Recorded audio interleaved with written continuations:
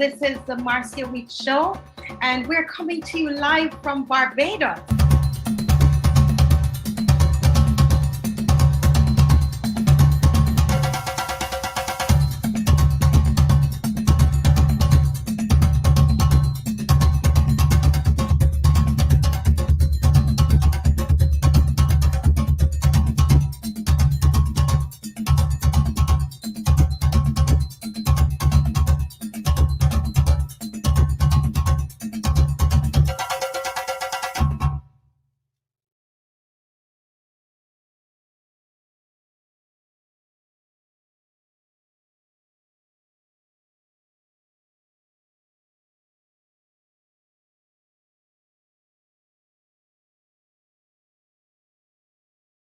The other people of African descent were present in biblical history. The Bible is Black History explores DNA evidence and the work of historians and scientists to prove that Black people were part of the Israelite community in the Bible. The book claims the world's first man, identified as Adam, was a Black man from Africa. My next guest is the book's author. Dr. Theron Williams is a pastor in Indianapolis and a Detroit native. Welcome to American Black Journal. Thank you, Steve. Yeah, so this is fascinating research. Yeah. This is something that I've heard people say for a long time, right? Sure. That Black people are part of the original human tribes, including in the Bible. But the idea of trying to prove that through DNA and records, I think, gives it an added dimension. Yeah. The book advances the notion that the people who made the Israelite communities, both in Old and New Testament, were people of color, named people. We know that the world's first man, that the father of modern humans, was a Black man in East Africa. DNA evidence bears that out. In fact, the National Geographic Society, along with IBM, came together and they put together the Genographic Project. It was headed by Dr. Spencer Wells, and it concluded in 2005.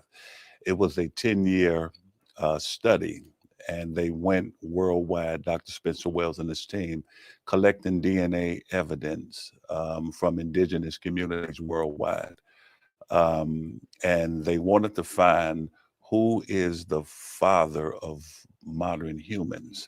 And so we know women have 2 X chromosomes and men have an X and a Y chromosome. So they studied the Y chromosome and they traced it back 60,000 years to East Africa.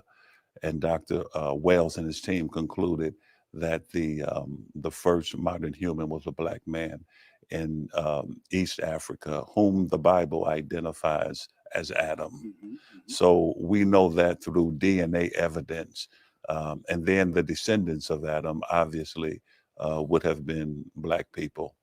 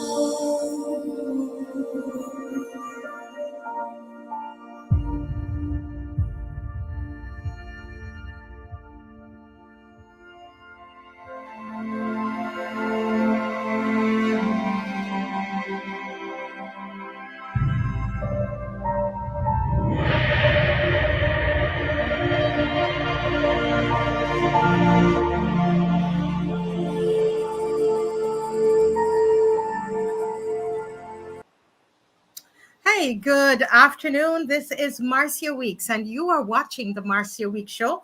We're coming to you live from Barbados, and today is a very, very, very special program that we're doing.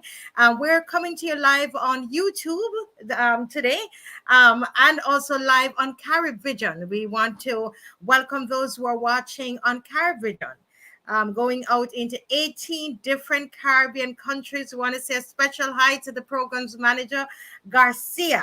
Hi, Garcia. Thank you so much for just being the work that you do behind the scenes. And of course, as I always say to those who are watching on KYRIE Vision, go and call the neighbor. Call the neighbor and let the neighbor know that we are on today. Now, those of you on KYRIE Vision, if you want to make a comment, if there's anything you want to make a comment on today as you're watching, you see that WhatsApp number going across the screen. You put a 1 before it, and you can always send us your comment via WhatsApp. Those of you who are watching by YouTube, yes, you can comment in the comment section, and we'll be able to read your comments as the program is going live. Now, today we're going to talk all about Hebrews to Negroes. Why are we talking about Hebrews to Negroes? Well, only about a week and a half ago, there's been a big controversy in the U.S. For a lot of us, it's not a controversy, but there's a big hullabaloo over this film, Hebrews to Negroes. And because KYRIE Irving, who is a professional basketball player in the U.S., watched this film and posted on his social media pages about the film. And since that time, there has just been, just a whole set of backlash. He's been told to apologize, which he has apologized. He has, renounced some of the things in the film and thought that it was unfortunate that some things he said were mentioned in the film, and he apologized. But then they're still asking him to do, I think there are 4 or 5 other things that they've asked him to do. One is to donate $500,000 to a charity, and some other things that he has to do, meet with various persons in the Jewish community, etc. And when I saw it, I said to myself, this is quite interesting, because I know that I have watched the film Hebrews to Negroes, and I know the filmmaker. And so I reached out to him, and he's right here in the studio with us today. And he is Mr. Ronald Dalton, and I'm going to just welcome him to the studio. Welcome, Mr. Dalton. Okay, welcome. Thank you for having me on the show. Yes, well, it's great to have you on the Marcia Weeks show today, which is being aired, by the way, on KYRIE Vision into 18 different Caribbean countries. And I see Trinidad in the house. Trinidad, locked on and listening by way of Ambassador Reverend Kwame Kamu, and he's from the African Reparations Ministries. Please, Trinidad, and Jamaica is in the house. Avoda, please, guys, share up the live. I think we had the wrong time that we were going to start, but because we are coming live on KYRIE Vision, we had to go ahead and start at 1 o'clock. So those of you who are watching from Jamaica and from Trinidad, we need to share this up so that people they hear Mr. Ronald Dalton. Ronald, welcome again to the show. And everybody's talking about Hebrews to Negroes. What's on your mind today? I've been busy, of course. A lot of people are reaching out to have an interview, but I keep saying the same thing. I'm not going to apologize for the movie or the books, and we can't be anti-Semitic if we are the true Israelites of the Bible, and I can prove that. I can prove that hands down. No rabbi, no Jewish historian can debate me and debunk that.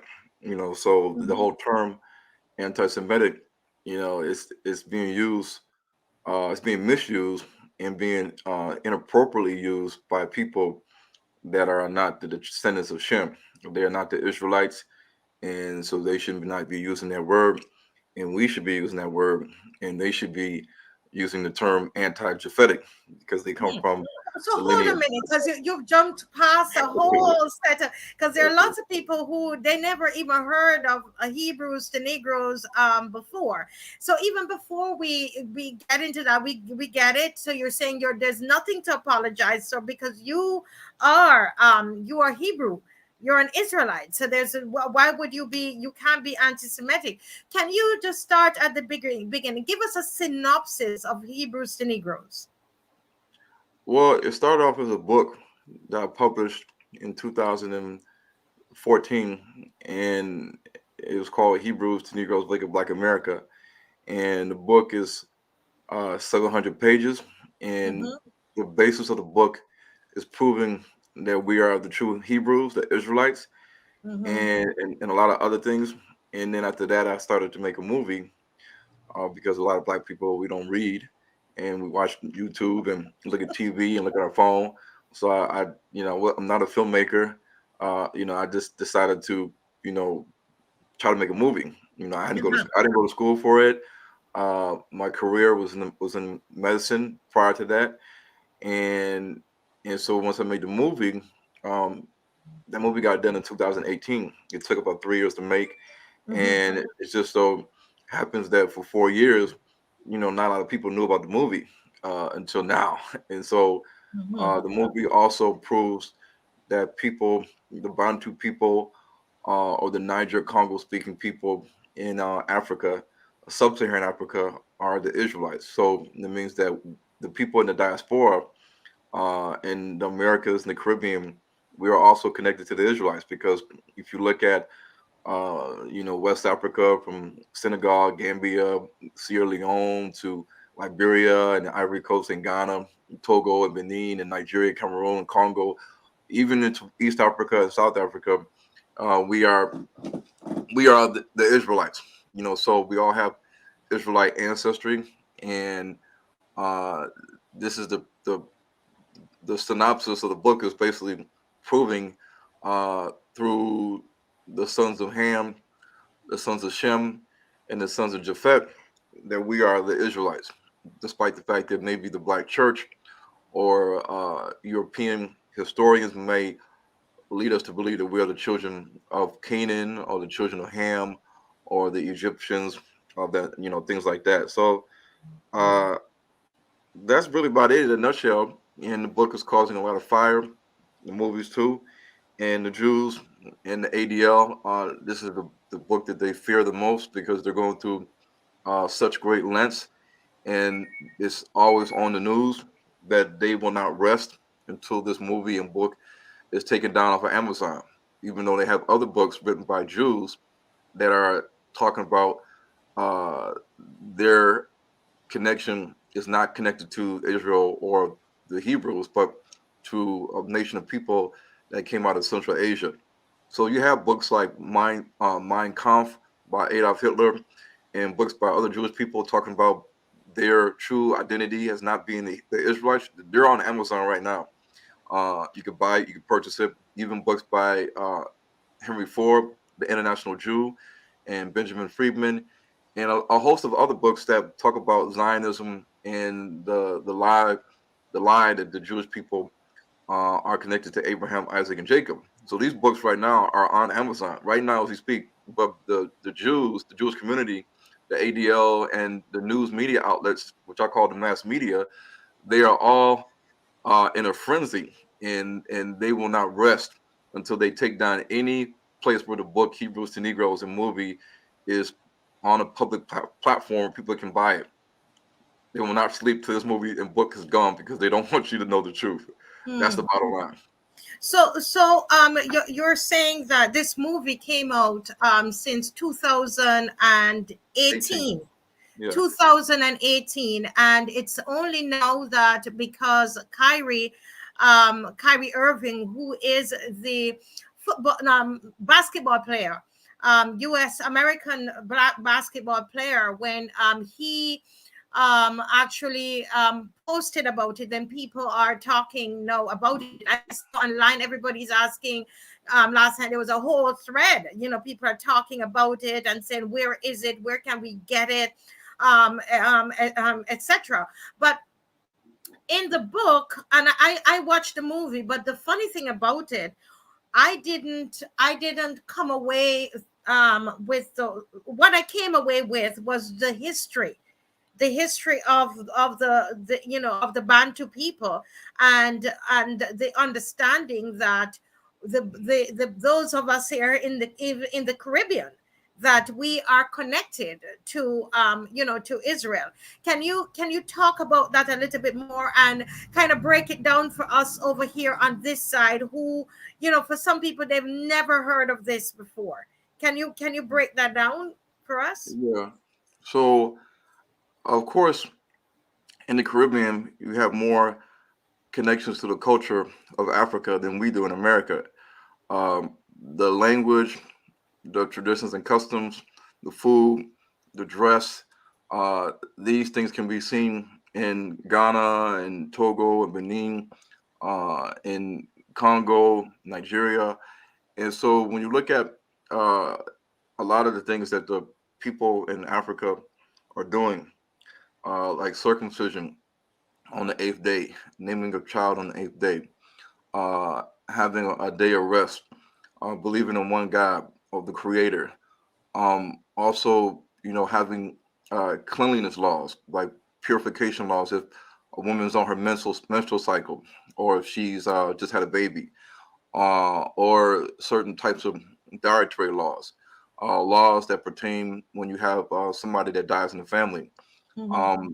There's many different things, that they are doing in Africa right now that you can read in the Old Testament, in the Torah, in Deuteronomy and Leviticus, and and in a lot of the oral history of the people in these countries in West Africa and Central Africa. They talk about how their ancestors left out of Egypt, and Mm-hmm. during the Exodus, and over hundreds to thousands of years, they eventually landed and made it to where they are today. Mm-hmm. And so, in the genetics, in the study of the skulls, the jaw, the bone, the jaw, the upper and lower jaw, the study of language, the Bantu people, the way it operates, in accordance to ancient Hebrew, because ancient Hebrew was more like pictures and symbols, like Mm-hmm. hieroglyphs, like Egyptian hieroglyphs. You can look at all these things and see the connection between the Bantu people in sub-Saharan Africa and the Israelites. I mean, there's many books that have been written by African American authors, and then authors that are from the continent. I mean, I've seen this with my own eyes in Ghana. So many books that they have in the bookstore in Cape Coast that tells of the connection of the Akans, or the Ashantis and the Fantis, to the Israelites, including the Ewe tribe and the God tribe. And a lot of these tribes, their languages are seen in the languages of Haitian Creole, or the Jamaican language, or Mm-hmm. Creole. And the DNA is the same thing too. When you get the DNA, you get your DNA test, your DNA from Jamaica or Haiti or wherever, the Bahamas, is going to connect back to the Congo or Nigeria or Cameroon or Ghana, Togo, Benin. And this just proves that we come from Africa. And if you do your due diligence and research into the traditions and customs and history of Africa, sub-Saharan Africa, you will find out that these people that they put on slave ships, that they were actually the children of Israel. And this is the biggest secret that they don't want you to know about. And it's there's been plenty of books about these things, but it doesn't get the type of media attention that it should until somebody that has millions of followers actually posts a book or movie link, and then says, implies that people need to check it out. And then now you got the whole world, millions of people that are hip now to this movie and book. And the people that have been telling us for the last 2,000 years that Jesus is white, Abraham, Isaac, and Jacob are white, and they're the Jews, and you're just a Gentile, which is not a real man in the Bible. They now the lie has been exposed, and they don't want too many people understanding who they really are about your identity, because at the end of the day, Christianity is not going to tell you that's important that you understand who you are. Christianity is going to tell you that we're all one people. Just be good. They're going to tell you that Christ is the truth, the way, the light, the truth, and the way, which is all fine. We understand all these things, but we do have a right to know who we are, and God wants us to know the truth. And no Christian pastor can answer the question. If you ask them, does God want us to know the truth? They're not going to say, no, God does not want us to know the truth. God does want us to know the truth. God is truth. Satan is the father of lies. There's no truth in him. So if we're being lied to for thousands of years, even in Black History Month, what do they teach us in America? They teach us that we're descendants of slaves. The same thing. MLK, Harriet Tubman, Sojourner Truth, all these people, the slave movies we get in Hollywood year after year after year after year, they never give us some movies to prove that we are more than just slaves from Africa. The word Africa is just a word. This doesn't mean that we descended from a man named Africa that had children called Africans. Just like the word Caribbean is not a real man. He's not a progenitor of the Caribbean people. There was no man named Caribbean that had children called Caribbeans, or a man named West Indian that had children called West Indians. So we have to look at these things and ask ourselves, when we say that we are Nigerian or Jamaican or Haitian, there's no man named Jamaica that had children called Jamaicans. There's no man named Haiti that had children called Haitians in the Bible or in history anywhere, in no book. So we know that the progenitor of the Egyptians is in the Hebrew is Mitzrayim. Just like the progenitor of the Israelites is Jacob. The progenitor of the Edomites is Esau. The progenitor of the Hebrews is Abraham or Eber. So when we look at these things, we have to understand that our people are connected to an ancestry and lineage and heritage. And this goes back to one paternal forefather. And that paternal forefather is not Canaan, it's not Cush, it's not Put, it's Jacob. We are the Israelites. No matter what you want to call it, no matter what you want to call ourselves, African Americans, Haitians, Bahamians, Ghanaians, Nigerians, Congolese, South African, Bantu, Zulu, we are all descended from one man, and that's Jacob. So we are the Israelites. Jeffrey Gay is saying, thank you, Ronald. Jeffrey Gay is saying, here in Barbados, we still use some Hebrew words. We are predominantly Igbo, and Igbo. I heard that since I've been here, I was educated about that only about a year ago, that Barbados is, and that they have a strong, actually, they're Bajans who told me that they knew that their foreparents were Hebrews, were Israelites. I was shocked. And I only knew that. But so you were saying, Ronald, that your film, Hebrews to Negroes, is saying that, through oral history, through the culture, the biblical culture and the Bantu culture, through genetics, through art, that you could see the connection, or you could definitely see that those who came on the slave ships, mainly those who came on the slave ships, that they are Israelites. Is that what is that what the book is saying, and what what the film is saying? Yes. So my mom is from Antigua. Her parents from New York. From Antigua. Okay. Yeah, Green Bay. And so I got a lot of friends that are Antiguan, and they will tell me, like, Ron, these are older guys like 7 years old. There's a Ron. Portuguese are seafaring people. They know how to travel the seas. And he said, when I was a little kid, that the Portuguese will always come to Antigua, and they would say to us when I was a child, "Do you know who you are?" And he used to think, like, what is this white guy saying to us? But he said the white guy would tell him and the kids that you guys are the children of God. And he said he never paid it no mind until he got older and got into started reading my books and look at the movies. And then he understood what the guy meant, because he called me out the blue and said, "Hey, brother, I'm your mom's from Antigua. I'm from Antigua. I'm in my 70s, and the Portuguese used to tell us that we are the children of God, and we're just not realizing these things." And it's a known fact, like the brother said, that many of the slaves taken to Antigua and Barbados, they were Igbos. They were the primary slaves taken to these British colonized islands were Igbos. And so the Igbos also have a connection to the Israelites too. There's plenty of Igbos that wrote books on proving their connection to the Israelites. They actually have a place in Aguilera in Igbo land called the House of Gad, and they connect their tribes to Gad and other different tribes as well. So, the Igbos respect their traditions and customs. They say that they are circumcised on the 8th day. They name their child on the 8th day. Before we had the Roman calendar, they observed the calendar based on the new moon. So every new moon is the beginning of the month, and that they will count like 7 or 8 days for the day of rest. They had pouring of libations, which the Israelites did in the Bible. They had casting of lots. They did sacrifices, and when they would have shrines for that. So whenever you would commit a sin or you would do something bad, if you felt like there was something, you had a evil spirit on your household or your child or your wife, and you felt like you just needed, to go to the priest to see what you can do to get this evil spirit or this bad things that are happening in your life. You need to resolve that. So what would they do? They would bring a lamb, they would bring a chicken, they would bring anything they had, and take it to the priest or the diviner and have the priest slaughter it and sacrifice it, because they're still doing the ways of the Israelites in the Old Testament. They're still thinking like Israelites, because they are the Israelites. Even though they're Christians, they're still practicing the ancient ways and customs of the Israelites. So these are things that you see in West Africa. You see the concept of a king, of a chief, of elders, of a priest or a medicine man or a voodoo man or a diviner. You see these things in the scriptures. You see the practice of a patrilineal society where inheritance is passed down from the man. You are what your father is. And your father passes down the inheritance, such as, different things. And unless he has no sons, then it can go to the women.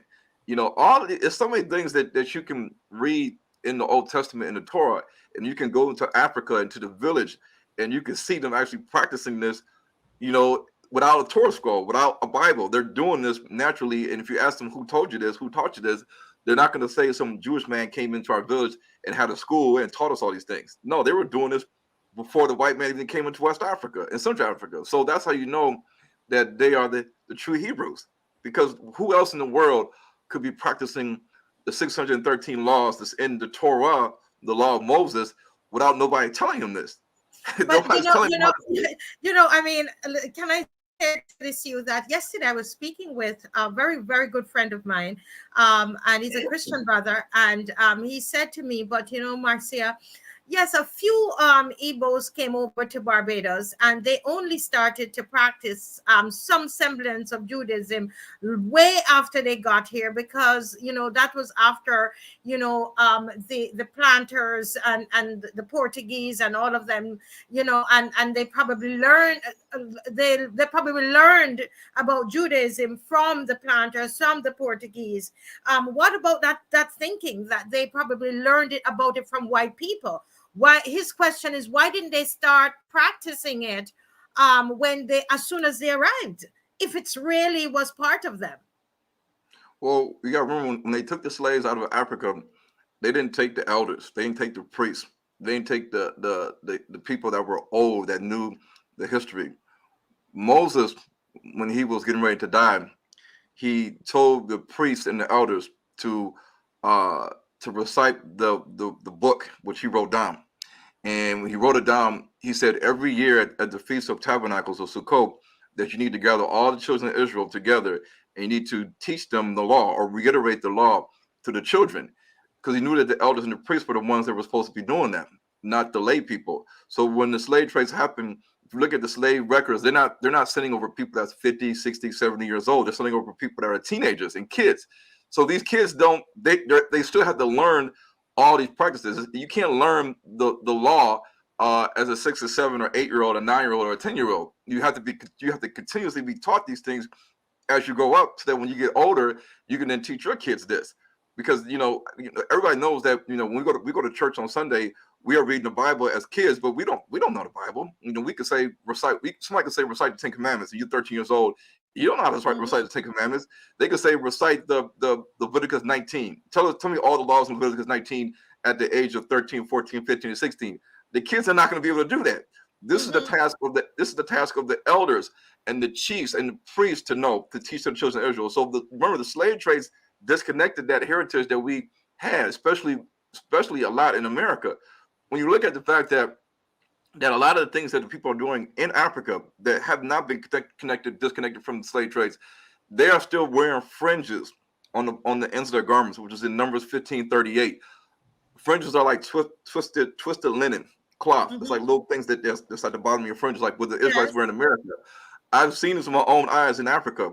When somebody dies, somebody dies in South Africa, in where the Zulus are at, they have to go through a purification cleansing ceremony. And you ask them, what's that? And you say, well, we have to the immediate people of the house in the household where somebody dies, like say like if a man dies, like your dad dies, then all the children and the wife, they have to be purified because they're unclean. And then you say, well, how you do that? They have to go through a ceremony where they have to go through like a bath. You have to use water to purify the person. And sometimes the priest will speak over the water. He'll say something. He'll pour it on you, or you have to get into a tub or lake or river. And by immersing yourself in the water, then you're cleansing and purifying yourself. The other thing that they do, because I was in South Africa, because I moved there 6 months ago. I said, what else do y'all do? And he said, we shave our hair off. And I said, what? And so my Uber driver, he took his hat off and his hair was shaved off. And I said, the women too? He said, yes, we all shave our hair. In the Bible, in Deuteronomy, it says that you should not shave your head when you mourn the dead. So the Israelites were already doing these things back in the day. That's why it's in the book of Deuteronomy. So Moses commanded the Israelites, it said, thus saith the Lord, you shall not shave your head when mourning for the dead. Well, the people in Africa still do that. They're still doing what God told them not to do because they were already used to doing a lot of these things when they came out of Egypt. So when you look at the fact that the white Jews, they don't do a lot of these things. Like the people in Africa, when they want to, circumcise, they want to get closer to God, they want to have a revival or fast or pilgrimage, they will go to the top of the mountain because the mountain is where they say God dwells. And they say that when God speaks, he speaks the voice of thunder. And these are all things that they're saying. We know that Moses went to the top of the mountain to meet God. And then when the Israelites at the base of the mountain, they heard thunder. Whenever Moses spoke to God, God spoke back, and to them it sounded like thunder. So this is why they always revere the mountains, no matter what country you go to, whether it's Ghana, whether it's the Congo, whether it's South Africa, whether it's Kenya, whether it's Tanzania, whether it's this country, that country, they always look at the mountain as a place where God dwells, it's a sacred place. And so when we look at a lot of these things, even when you look at the fact that the black Jews that were banished from Spain and Portugal in the 1500s, these black Jews were sent to Spanish and Portuguese colonies. Well, what are the Portuguese colonies in Africa today? They are Cape Verde, they are Sao Tome, they are Principe, Equatorial Guinea, and then you also look at Brazil. Well, when they did the DNA test of the mass graves in Portugal and Spain, because Spain is bigger than Portugal, they found out that the people that were in these graves, their DNA connects them to the Yoruba people, the Kikongo people in the Congo, and the Mandinka people, like Kunta Kinte, like Gambia and Senegal, Kunta Kinte Island, Goree Island. And so when you look at the Portuguese colonies in Brazil, and also all the Spanish colonies in Puerto Rico, you have a strong Yoruba presence in Brazil.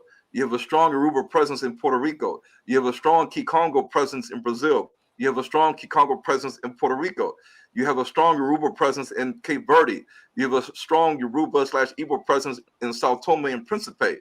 I know this because I know people from Sao Tome. I know people from Cape Verde, and in their dialect, which is a mixture of African Bantu dialects and Old Portuguese, that you can have somebody that's from Yoruba land, and they can speak to somebody from Cape Verde in their Creole, and they say, "Hey, brother, you got words that we're speaking over here in Nigeria." That's because the people that are in Cape Verde, which is off the coast of Senegal and Gambia, and the people that's in Sao Tome and Principe, people that's in Brazil that are speaking the Creole languages that's mixed with Bantu and Old Portuguese, that they are the black Jews that were exiled from Spain and Portugal during the Inquisitions.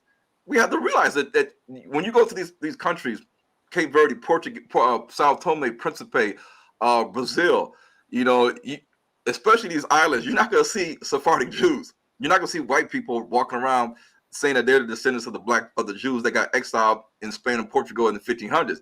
These are all, you go to Cape Verde, Sao Tome, and Principe, they are all black, and they all have the same DNA as people in Jamaica, Haiti, African Americans, Congolese, Nigerians, Ghanaians, Senegalese, Gambians. They have the same DNA on the mother side and the father side. So nobody can say that the white man came there, he mixed with the women of the island or local Africans, and this is why they're black today. Because if we did that, then overwhelmingly the DNA of the people on these islands will show the DNA of a white man or white Sephardic Jew.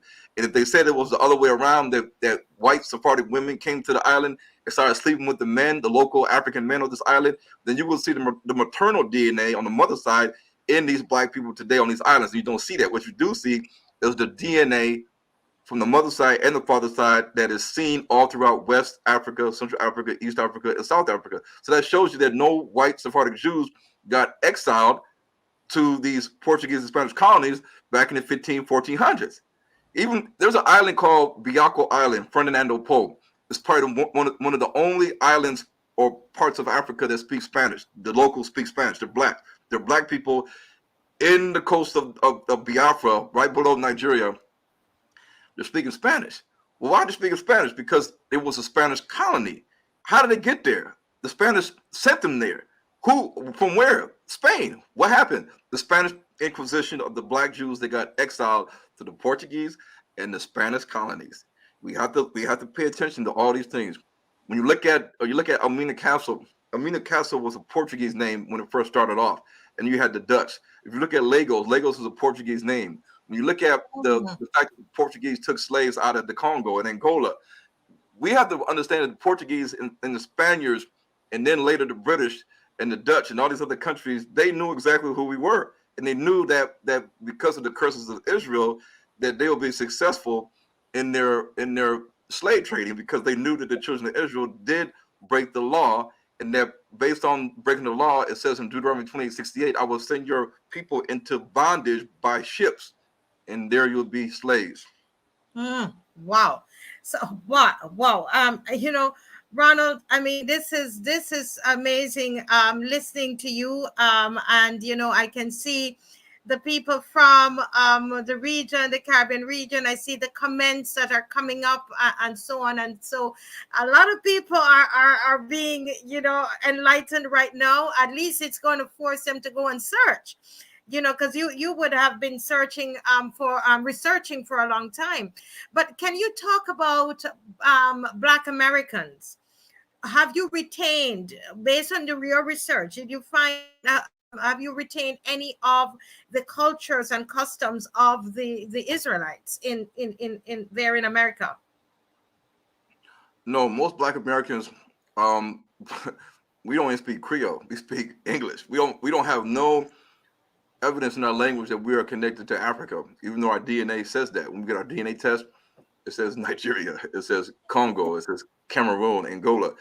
The practices that you see people doing in Africa, the foods that they eat, and not Africa, the Caribbean, is exactly what you will see in Ghana. People that are Jamaican that came with us to Ghana in 2021, they said this is exactly the same foods that we eat in Jamaica. This looks like exactly like what it looks like in Jamaica and Haiti. But somebody might say, okay, the food is similar. So I know probably in the South, some of your food might be similar as well. But what about it that makes it Hebrew? You see what I'm saying? Especially for the Black Americans. What can you see in the culture and in the traditions? Have you retained anything in the Black culture in America? Yeah, hold on a second. Let me just.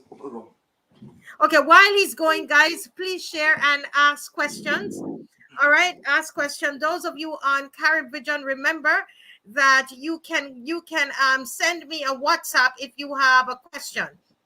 Yeah, if you have a question, go ahead and send me a WhatsApp. All right, okay, all right, go ahead, Ronald. Yeah, so when you look at, the thing is, you're not going to look at African American culture and see any connection to the Hebrews, because in America, what are we doing? We have rap, R&B, we have our slave food that we eat, chitlins, which is pig guts, intestines. We eat collard greens, macaroni and cheese, black eyed peas, mashed potatoes and gravy. These are things of that nature. Corn on the cob. These things are not going to tell you that you're an Israelite. The traditions and customs are one of the things that people look at as being an identifier of you being connected to the Israelites. But you're not going to find that in African Americans, because we have been severely disconnected from Africa more than the Caribbean. So when you look at us, we are westernized completely. We are doing exactly what the white man has showed us on TV that we think we need to do. So whenever you see movies like Boys in the Hood, and Menace to Society, we follow the trends on what we see on TV. And 1 minute we're wearing afros, 1 minute we're not wearing afros. But the thing is to figure out how we can connect ourselves back to the Israelites. We have to go back to Africa. You have to go back to the continent, and you have to start researching the people from where you came from. Doing your DNA test is fine. That connects you to that'll connect you to Nigeria or the Igbos, Yoruba. But once you start doing your research on these tribes and listening to what they got to say in regards to their ancient history and their ancient traditions and customs that were practiced by their elders, their grandparents in the villages, and you start to break down their language, you start to look at other levels of science, such as craniometry, such as genetics, such as linguistics. You look at archaeology, you look at anthropology, you look at the study of the jaw, you look at the study of infectious diseases, you look at the study of linguistics, you look at the study of ancient maps, also look at ancient history told by the people that lived in sub-Saharan Africa and those around them, like the African pygmies or the Hausa or the Fulani or the white man or the Arab man or any explorer that came into Africa. What did they observe? What you'll find is that you will connect, and then also using the Bible, because we got to use critical thinking and logic. At the end of the day, we know that Moses was mistaken for an Egyptian. We know that Joseph stood there and didn't say anything when his brothers came to get grain, because there was a famine in Israel. Joseph stood there and didn't speak, open his mouth, but they didn't notice that Joseph was their brother that had grown up after a couple of years. If the Jews were white and the Egyptians were black, and the Jews, white people, came down to go to Egypt to get grain, and they seen this one white man standing amongst a whole bunch of black people that look like them. Because remember, the Jews all are white, and many people will say, "Oh, you have a Jew nose, or you look like a Jew," and all sorts of stuff. Well, if the Jews know what they look like, and they know who else is the Jew, and they go into Egypt, and you see this one white guy that's standing amongst black people, and he looks like a Jew, but he's not saying anything, they will say, "Hey, that guy looks like us. He's a Jew. He's an Israelite. Is that you, Joseph?" No, but Joseph stood there amongst the Egyptians, didn't open his mouth, and his brother sat there, and they were looking at him. They didn't know it was him. After years, he grew up. Maybe his bone structure changes. They couldn't really identify, is that Joseph? But he still blended in with the people of that nation, the black Egyptians. So we have to look at a lot of the stories in the Bible and understand that the children of Israel, they mixed with the daughters of Ham. The land of Ham is Africa. So the children of Israel intermixed and had children with the Egyptian women, the Cushite women in Sudan, the Canaanites. And these are all black people. These are all black nations. So, we cannot sit here and say that the Israelites went into Egypt white and they left out of their white. That's a lie straight from the pits of hell. And we cannot look at the fact that when Moses put his hand in God's bosom, that was one of the second or third signs that Moses had to give the children of Israel, because they did not believe. God said to Moses, "Put your hand in my bosom." He put it in his bosom, took it out. It was white as snow. The Israelites were like, "Wow, like this is crazy. Like this is like a miracle." And then he put his hand back in God's bosom, took it out. It was restored to his normal complexion. Now, if your normal complexion was white and you put your hand to God's bosom, took it out, it was still white, people would be like, "Okay, so what about that? What'd you do?" But if you're black, but hold a minute, but we were told that was because he had leprosy. No, when you look at the medical terminology for leprosy, leprosy is a granulomatous disease that causes all types of lumps and bumps on your face and your hands. It causes your eyes to fall out, causes your fingertips to just fall off. When you type in leprosy, India, Africa, wherever, Hawaii, these people are not turned all white. Any leprous man in Africa or in India is not changed to a white man. That's a medical terminology that's used today. When in the Bible, we got to understand the Bible was transliterated by the Greeks. The Greeks transliterated and translated the Old Testament. So they authorized it. They got the original, or they got the person that knew the stories of the Old Testament, and they took it upon their task to transliterate the stories of the Bantu people. And they took it upon their task to also translate or mistranslate or mistransliterate, which means that you do this on purpose. You change the words and the spelling on purpose so that the people they don't know, they're confused. So when you see the word leprosy, we know that leprosy back then, they didn't know about the term leprosy back then. Because think about it. You're going back 3,000 years. We use leprosy today. Leprosy is an English word. Leprosy is an English word. Leprosy is not a Hebrew word. Mm. I'm saying it again, leprosy is not a Hebrew word. So when you see leprosy in our Bible, we have to understand, even though it says leprosy, when you look at the term of what leprosy does in Leviticus, it makes your skin white. It makes your skin white. What makes your skin white today in the black community? Vitiligo and albinism. Vitiligo. I know a man that had vitiligo, and now his whole body's white. He had complete vitiligo, kind of like Michael Jackson. But he showed me pictures of himself when he was black, like black as like somebody in Nigeria. And I said, "You have vitiligo?" He said, "Yes." I said, "This is what I look like back then. This is what I am now." He was white. He was white. He wasn't white, but he was a black man that looked like he was albino. But you know, you could see little spots of brown on his skin, but to the naked eye, he looked like he was white. Albinism is what makes black people born white, and they have orange hair or yellow hair or whatever. There is no disease in the white race that makes them the opposite color. There's no disease genetically that can make white people born black or born with the same skin tones as South Indians or black people. It does not exist. It is only the other way around. So if the Israelites were a people of color and it was taboo to be born or to have any type of hypopigmentation disorder on your skin, where your skin is white or your whole body is white, that they say, "Oh, this is a curse. We have to go to the priest to do something about this." This means that these Israelites were people of color. And where do you see vitiligo and albinism the most? In terms of race, in terms of races. You see it in the black race. What black race? The black race that's in sub-Saharan Africa. Not the African pygmies, not the people in South Sudan, not the people in Somaliland. It's the Bantu people. The Bantu people in sub-Saharan Africa, they exhibit vitiligo and albinism more than African pygmies, more than the Nilots in South Sudan, more than Somalians, more than Tuaregs in Libya, because there's a lot of black people in Africa. You got to remember that. But we exhibit vitiligo and albinism more than any other ethnic group in the world, just like the Bible states in Leviticus. Wow. So you know, I want to know. So the people are in Israel now, and who we revere as the Jews, and we are told from I was a little girl, you don't speak anything negative about the people who are there now. Are they one of the tribes of Israel? Are they also, you know, what has your research taught you about them? Are the Bantu people one tribe of the 12 tribes, and they are also part? In the Bantu people, you can find all of the 12 tribes.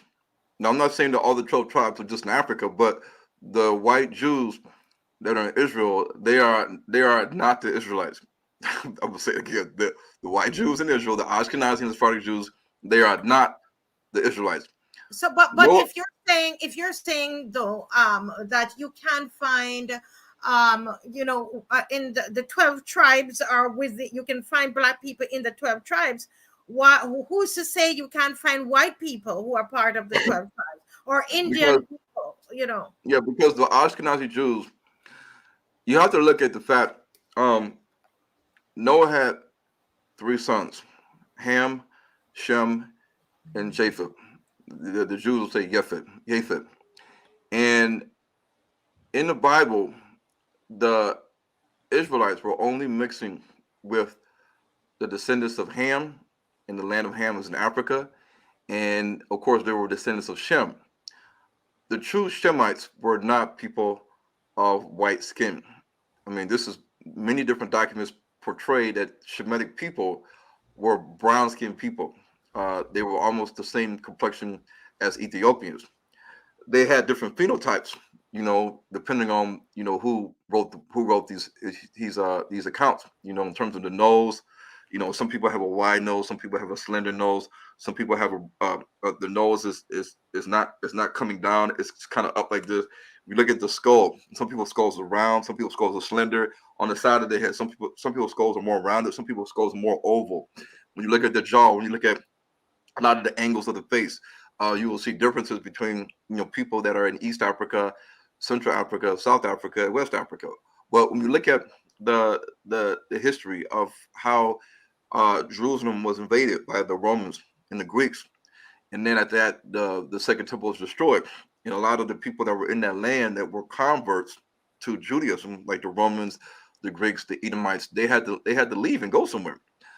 If they really worshiped Judaism and the Second Temple was destroyed and the Romans took control of that area, now they had to decide whether they're going to live under Roman rule and persecution, now that their temple and their religion was kind of dismantled, or they would have to leave and go somewhere. Now they would have to leave and go somewhere that they can survive and blend in, at least not have a lot of trouble, because when you try to leave and go down to sub-Saharan Africa and you are white Romans and white Greeks, then you're gonna have trouble. You're gonna have trouble because you're gonna be around people that don't look like you, and white people don't want to be around black people in a climate that is hot. You know, it's a reason why a lot of people, white people, are not living in Uganda or the Congo or Benin or Cameroon or Nigeria. They don't want to be around nothing but black people and then have to endure the tropical climate in that area that's close to the equator. They would rather be somewhere where the climate is a little bit more or less hot. It's more temperate, like South Africa, or closer to the north, where it's closer to the Mediterranean Sea, and so they can catch a boat and go to the other side to Italy and Greece.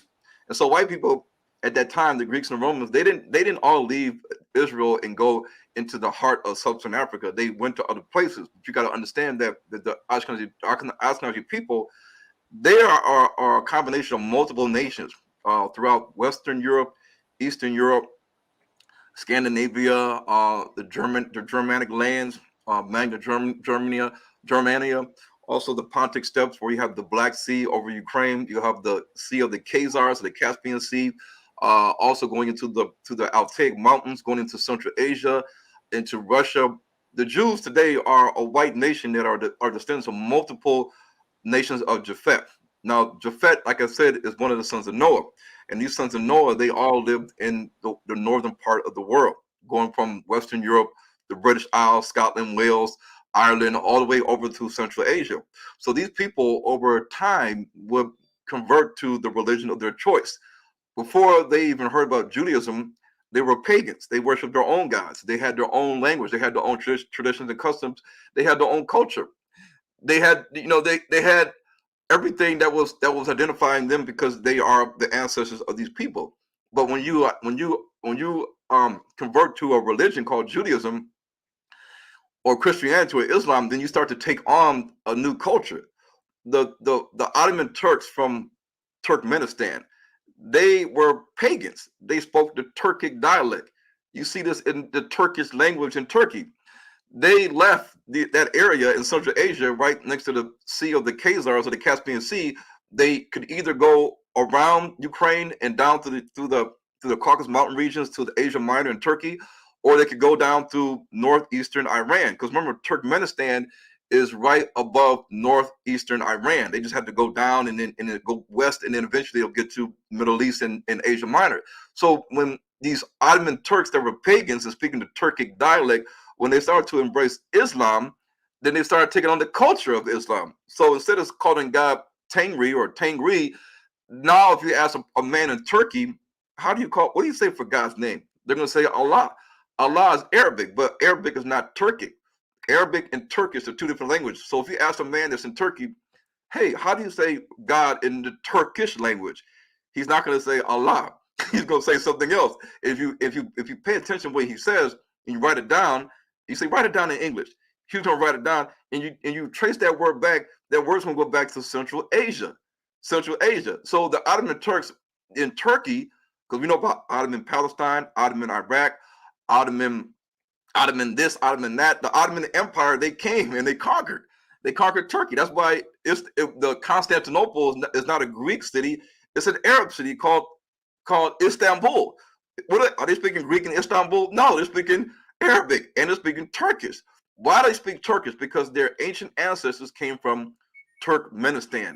And so the Jews today have the same DNA as the people in Turkey, the people in Lebanon, the people in Palestine, the people in Iraq, the people in Iran, the people in Jordan, the people in Israel, the white Arabs. The white Arabs and the white Jews have the same DNA on the mother side and the father side. They are the same people. Why are they the same people? Because they came from Central Asia and the Pontic Steppes, right above the Black Sea, the Sea of the Khazars, the Caspian Sea, in all these areas. So we have to understand that over time, if this is what they did, they didn't have no laws that said that you had to, keep everything within the father. Everything has to be within the father's inheritance. It's a patrilineal society. If that was the case, then wherever they would move, the men would have strict rules on who the women can marry. Because remember, at the end of the day, your inheritance is based on your father's house. So if you were a woman, why would you go marry a Greek and a Roman and a descendant of Togarmah or Ashkenaz or Rephath or Javan or Meshach or Magog or Tubal? If you were an Israelite woman and you knew that your pedigree came after your father's lineage, and if you wanted your kid to be a king or a priest or anything and have inheritance, you're going to marry an Israelite man. You're not going to marry some white Greek man as an Israelite. So when these other nations that converted eventually to Judaism, when they did that, they didn't care. They were marrying who they wanted to marry. So when you look at African Americans, you look at, say, West Africans like Ghanaians, the majority of their Y DNA from the father is going to be one DNA, E1B1A, one, just one. Now, when you go to let's say, for instance, the Australian Aborigines, before the white man got to Australia, there was the Aboriginals there. If you go to them and check their DNA, they're not going to have 5, 6, and 7 different DNA haplogroups based off of their father, because they are all one people. They moved there, hundreds of thousands of years ago as a people. They're keeping everything patrilineal, and they're practicing their own traditions and customs, their culture, as the way it was taught to them many years ago. They're going to have one particular haplogroup, C. If you go to the African pygmies in the Congo, they're little, they're short black people. They are homogeneous people. They have their own tradition, their own culture. And if you check their DNA, they're going to have one father paternal haplogroup, B as in boy. When you go to the Andaman Islands in the Bay of Bengal, where we have these real jet black dark people that shoot bows and arrows, and white men are scared to go there because they don't want to be killed by an arrow, because they never seen a white man before in their whole life. And the Indian government says you can't go there unless you go into this bus that's heavily guarded with this and that, because the natives will shoot you with arrows if you get out the car. Well, they have one particular DNA from the father, D as in dog. However, when you look at the Ashkenazis and Sephardic Jews, they have the haplogroups from the father. This is from the father. Every father passes down to their son a Y chromosome. The Y chromosome is like a tag. You're it. Like you're all what your father is. So in black people in Jamaica, the majority haplogroup is E1B1A. Just like it is for African Americans, just like it is in Nigeria, just like it is in the Congo, just like it is in Ghana, just like it is in Togo. When you look at the Ashkenazi and the white, R1A, R1B, E1B1B, J1, J2, G, and you can start reciting the whole alphabet. What does that mean? That means that they're of a nation of multiple fathers from different parts of the world. This is not what an Israelite did. An Israelite, they moved from one place to another place. They retained their tradition, their customs, aka their culture.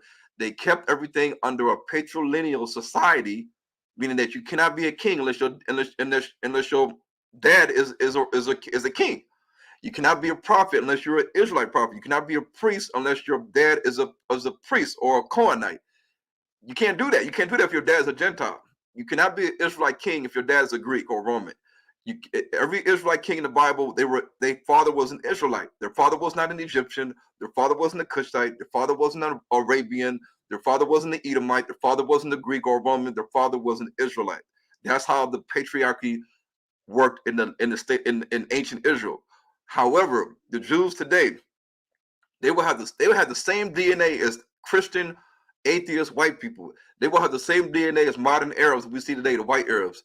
And yet they will say that their people are the true Israelites of the Bible, but then the Arabs that we see throughout the world and the white people that we see from Western Europe to Eastern Europe to the Caucasus Mountain region with Dagestan and Georgia and Armenia, even going to Russia and Central Asia and Scandinavia, they have the same DNA as them, but these guys ain't saying they're the Jews. They're not saying they're the Jews, but the people that we see today called the Ashkenazi and Sephardic Jews, why is it y'all got the same DNA as everybody else, but everybody else seems to forgot their identity? They're not saying that they're Jews. They're not speaking Hebrew. Why is that? It's because Jews today, their ancient language is based off of of a Slavic tongue, a Germanic tongue, a Turkic tongue, and they went to Hebrew school when after they had been learning English, well, not learning German and Slavic language and Turkic languages. They at some point in time they went to Hebrew school and they started incorporating Hebrew into their mother tongue, and that's why you have Yiddish. Now remember this: when you're living in America as Black people, we are learning how to speak at the age of 2. We're learning how to talk and speak English at the age of 2. In Nigeria, the kids, especially back in the old days, they were learning how to speak Igbo at the age of 2.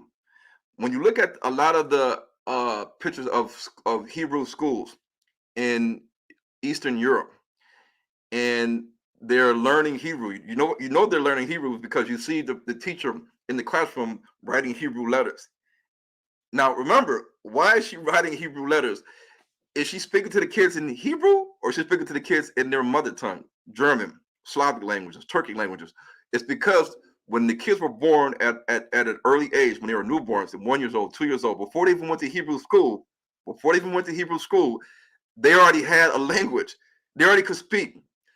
When you send your kids to elementary school, the kids know how to speak. In America, when you send your kids to school, they know how to speak. You don't send your kids to school and they're mute. They don't know how, they're just babbling. No, when you send your kids to school, they are already able to speak. They know how to speak. The teacher has to be able to communicate with them. They can't just look at the teacher like, what is she saying? Blah, blah, blah, blah, blah, blah, blah, that, blah, blah. No, they speak. So in the household of the Jews, the Ashkenazi part of Jews, they already were speaking their mother tongue. Then they checked in the Hebrew school, and you have a white lady or a white man that's now saying, okay, class, we're going to teach you how to read, write, and speak Hebrew. And after a period of time, what happens? Then they call it Yiddish. The reason why Yiddish is not spoken in Israel right now, especially in the youth, because now they are teaching their children Hebrew from the time they are born to the time they go to school, because they are not in Germany, they are not in Poland, they are not in Czechoslovakia, Austria, Prussia, they're not in Russia, they're not in these other countries where they came from, where they really are descended from. They are in the land. Black people that left Chicago 50 years ago and went to Dimona, Israel, the African Hebrew Israelites, some of them have not even been there for 20 years. They can speak fluent Hebrew. I know Black people to this day that are younger than me that can speak fluent Hebrew. They can read and write it. They've been in Dimona with Ben Ami. It only took them like a generation for their kids to learn how to speak Hebrew. They can speak English, but some of them probably are there so long that they don't know how to speak English. They speak Hebrew. But this is the thing. Just because somebody's speaking Hebrew don't mean anything.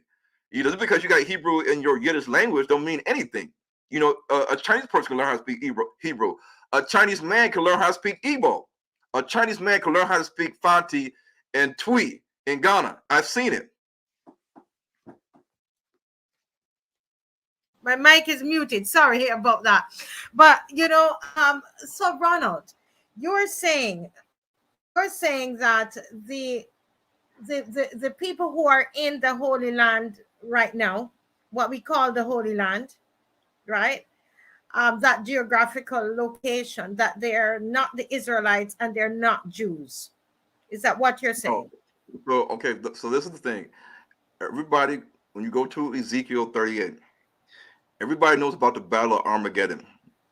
The Jews today are the children of Gog and Magog. They are the descendants of the people whose original homeland is the land of Gog and the land of Magog. So everybody needs to understand this. When you look at the Battle of Armageddon, there was a massive army. They call it Gog and Magog. But there's other nations that are listed in Gog and Magog's army, such as Persia, Cush, and Put. Cush is like in Sudan, and Put is in modern-day Libya. Not the white Libyans, but the people that were Black. So when you look at outside of these nations, you got Togarmah, you got Gomer, you got Magog, you got Meshach, you got the land of Gog. These nations of Japhet, Gog and Magog's army, the Jews today and the Arabs, because they have the same DNA, they are the descendants of Gog and Magog's children. They are the children of Japheth, not the children of Shem. They are descendant of white nations, white Japhetic nations. Their DNA, you can go to the United Kingdom, Wales, Scotland, Ireland, you can go to Iceland, you can go to the Faroe Islands, you can go to France, you can go to Germany, you can go to Austria, Poland, you can go to these other countries. The Jews are going to have the same DNA as the people that's in these lands that don't identify as Jews. They're just Christians or they're atheists. The Jews have their same DNA. So we have to ask ourselves, why is the DNA of the Jews seen all over the European lands, even going into the Caucasus Mountains? Because they are people that have not been in Africa. They have not been in captivity under the Egyptians or Moses. They did not leave with Moses in the Exodus. They did not mix with any African women, as the Bible says that they did. They are people that have converted to Judaism, and they are people that are of a religious organization, or religious, Okay, so you're saying the people who are there now, because I'm trying to make sure I understand it and to break it down for those who are watching from the different islands. So you're saying that the people who are in the Holy Land right now, they have converted to Judaism.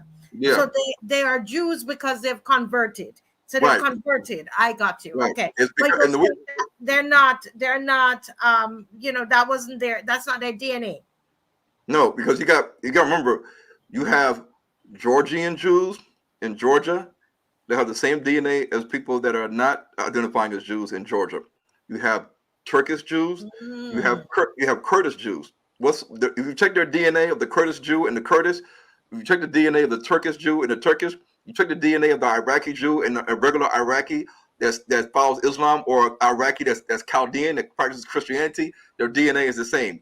If you check the DNA of a Lebanese person that practices either the Jews religion, Christianity, or Islam, their DNA is the same. If you check the DNA of a Moroccan Jew and a Moroccan Arab, their DNA is the same. You check the DNA of a person that says, I'm a descendant of Jacob, and he gets his DNA test and it's the same DNA as say like Queen Elizabeth or Prince Charles, you got to ask yourself, well, is Prince Charles a Jew too? Because he has the same DNA as you. Okay, I understand. Yeah, so if the guy says, I'm a Jew, my DNA is R1B, I'm a Jew, then Prince Charles might have the R1B DNA, so he's a Jew too. So you're saying they're converted. These people are being converted to Judaism, and they're the ones. Okay. So guys, this is what Ronald Dalton. We're talking to Ronald Dalton, and he is the filmmaker for that film that everybody's talking about right now, Hebrews to Negroes. And you can get the film on Amazon, or you can get it from his website as well. What's the name of your website? Well, I got breaking news for you guys. So the ADL and the Jews, because the movie has been streaming on Vimeo.com or on demand for 4 years. For 4 years, Vimeo on demand did not touch this film. They did not touch it at all. However, in light of the KYRIE Irving incident, Vimeo is removing any videos that has anything to do with Hebrews to Negroes, because I know some people that had some videos that were talking about the book in the movie Hebrews to Negroes. So it's a video that's a book review video. All they're doing is sitting down talking about the books Hebrews to Negroes. They had their videos removed from Vimeo. The other day, I went into H1 TV, and the video was gone. I got an email from the people that built the platform, because remember, everybody needs to understand this. Unless you build it from scratch, like Netflix is built from scratch by who? Not black people. Amazon is built from scratch by who? Not black people. Vudu, Tubi, HBO Max, Showmax, Showtime, Paramount, all these streaming apps that we like to look at, they are not built from scratch by black people. Black people just do not have a major platform that they can make movies and then put it on the movies so it can be seen by the whole world. They don't have that. So whenever you use a company that says that you can stream your movie on here, we'll host it, you can pay this amount of money a month, or we'll get $1 off of every subscription, or whatever it is. They got to make money too. and they have the platform. They have the ability to have the servers, the storage. They have the other nations have done this. They've done this well. So we got to go to them for everything. Unless you do it from scratch and you control your own Hollywood, then they're always going to have control of what movie theater shows your movie, if Amazon shows your movie, if Netflix shows your movie. And so they took down the Hebrews to Negroes film off H2N TV. Now they didn't touch all the other video content that's on there. They're probably searching on each video to see which one is considered anti-Semitic or hate speech, to see if they can take down as many videos if they can that give light to the fact that we're the Israelites and they're not. This is how much they fear.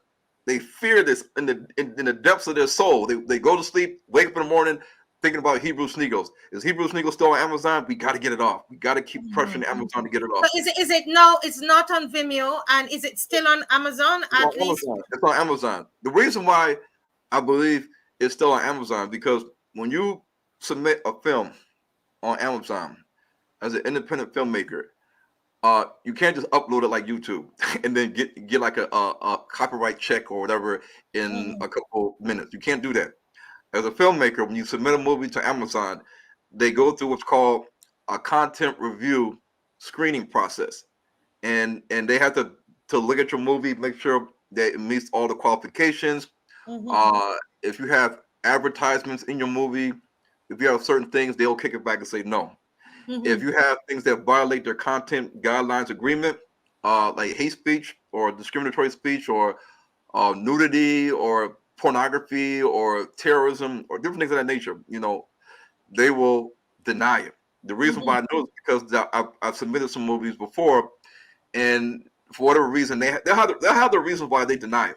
It don't have to be content review. It could be something else that they can just give you a broad statement. It was rejected because of this, and you're like, well, can you explain? Can you break it down for me? Can you give me the timestamp where the violation occurred so I can maybe fix it or edit it out? They don't give you that. They don't give you that because you see, you got to remember, they don't. If they tell you on this timestamp at like 10 minutes and 50 seconds that these words or this comment is not acceptable, okay, you can go in there and you can edit it out. You can edit it out and then send it back to you. But they don't allow you to do that. They don't even tell you what the timestamp is on what the violation occurred. But in terms of the movie Hebrews to Negroes, the first movie and the second movie, I had to wait like 3 months for them to approve the movie through the screening process. I kept asking them in the email, how long does it take? Are y'all done? What's going on here? Can you give me some feedback? And they were like, we're still working on it. We're still screening it. We'll let you know when it's done. Either it's going to be rejected or published. And publishing approval gives you a green circle with a check. And so I said, okay. So after 3 months, they finally approved it. And I said, okay, great. So now I can go on Amazon. People can buy and rent it. And this happened 4 years ago. Nothing has changed since 4 years ago. They still had on the content review guidelines, hate speech, discrimination, all that stuff, which hasn't changed. And my movie has not changed. It's just that now, 4 years later, that the Jewish people and the ADL are finding out about this movie that's detrimental to what they teach the world, that they are the true Jews, that they want this movie down. Because remember, the whole movie, if you watch it, is not about the Holocaust. It's not about because that's something I want to ask you, because I remember watching it and I didn't remember it being about the Holocaust. I mean, did your movie say that the Holocaust did not happen? No, they're going off a quote. They're going off a quote by a Jewish man named Harold Wallace Rosenthal. Now, he said in 1976 as a Jew that there were some things that the Jews have been teaching. And so when we look at these things that what he said in the quote, a lot of people have a speculation on the number of people that may have that died, right? And so his quote was basically not agreeing with the number of people that died. This is a Jewish man talking in 1976. And so based on that, people overread that and and they take it out of context, and they say, oh, because this Jewish man's quote that he disagreed with the number, because of that, the movie denies the Holocaust. Okay, so And hold a minute, just a minute. So you had somebody in the movie, you were quoting from someone in the movie, in your movie, who was saying that he had a problem with the total number of Jews who are said to have died in the Holocaust. Is that mentioned in your movie? Because I can't remember it being said. there's a part where his quote is in the movie in regards to saying, in regards to him saying that we're not the Israelites, and he disagreed with the number because the number is 6 million. And based on that quote that he said, people ran with it and said, oh, Ron Dalton denies the Holocaust. But if they read, wow, guys, hold a minute, let me break it down, because I need for the people who are watching to be educated on what's going on. I know, Ronald, that we've gone over time, and guess what, the station is going so well. The station just said, you know what, you could go a little longer, so just hang on, because this is when you research this movie, those of you who are watching, one of the things that they said that the movie says is that the Holocaust did not happen. And I remember distinctly watching the movie, and that was not what this movie was about. And so Ronald Dalton is saying, he's a filmmaker. I'm a filmmaker too. And so he's looking at researching the entire thing. And there was a Jewish historian who did not say it didn't happen. He said the numbers, that he as a Jew, he had a problem with the numbers. Okay. And that was it. But the book does not do that. So, which brings me, not the book, the film doesn't do that. Let's go back to KYRIE. What about the film then is so anti-Semitic? If the film is not advocating that the Holocaust did not happen, what is it about the film that is so anti-Semitic that he is now being banned from 5 games I'm seeing here? Well, we have to understand that if I'm a white man, let's say I'm from Belgium. I'm from Belgium, and I do a documentary on King Leopold. And in the documentary, I say that I don't believe that 10 million people have died in the Congo. If that's in the documentary or the book, if that man put out a book or a documentary that he wrote about King Leopold, this man's from Belgium, and he says that I don't believe that 10 million people died in the Congo, that's fabricated. Or he can just say, I don't believe that 10 million people died. The facts show that only 5 million died. Nobody's going to say to him, this is anti-Semitic. Remove it from Amazon. They're not going to say that. They're not the black community is not going to say, or even the people in Congo, they're not going to say, take this book down, take this movie down. This guy is saying that 5 million people died in the Congo when many people say it was 10 million. They're not going to be in an uproar. The media in Africa is not going to be in an uproar to tell this Belgian man to take down your movie and your book from Amazon because you're miscalculating the number of people that died in the Congo. They're not going to do that.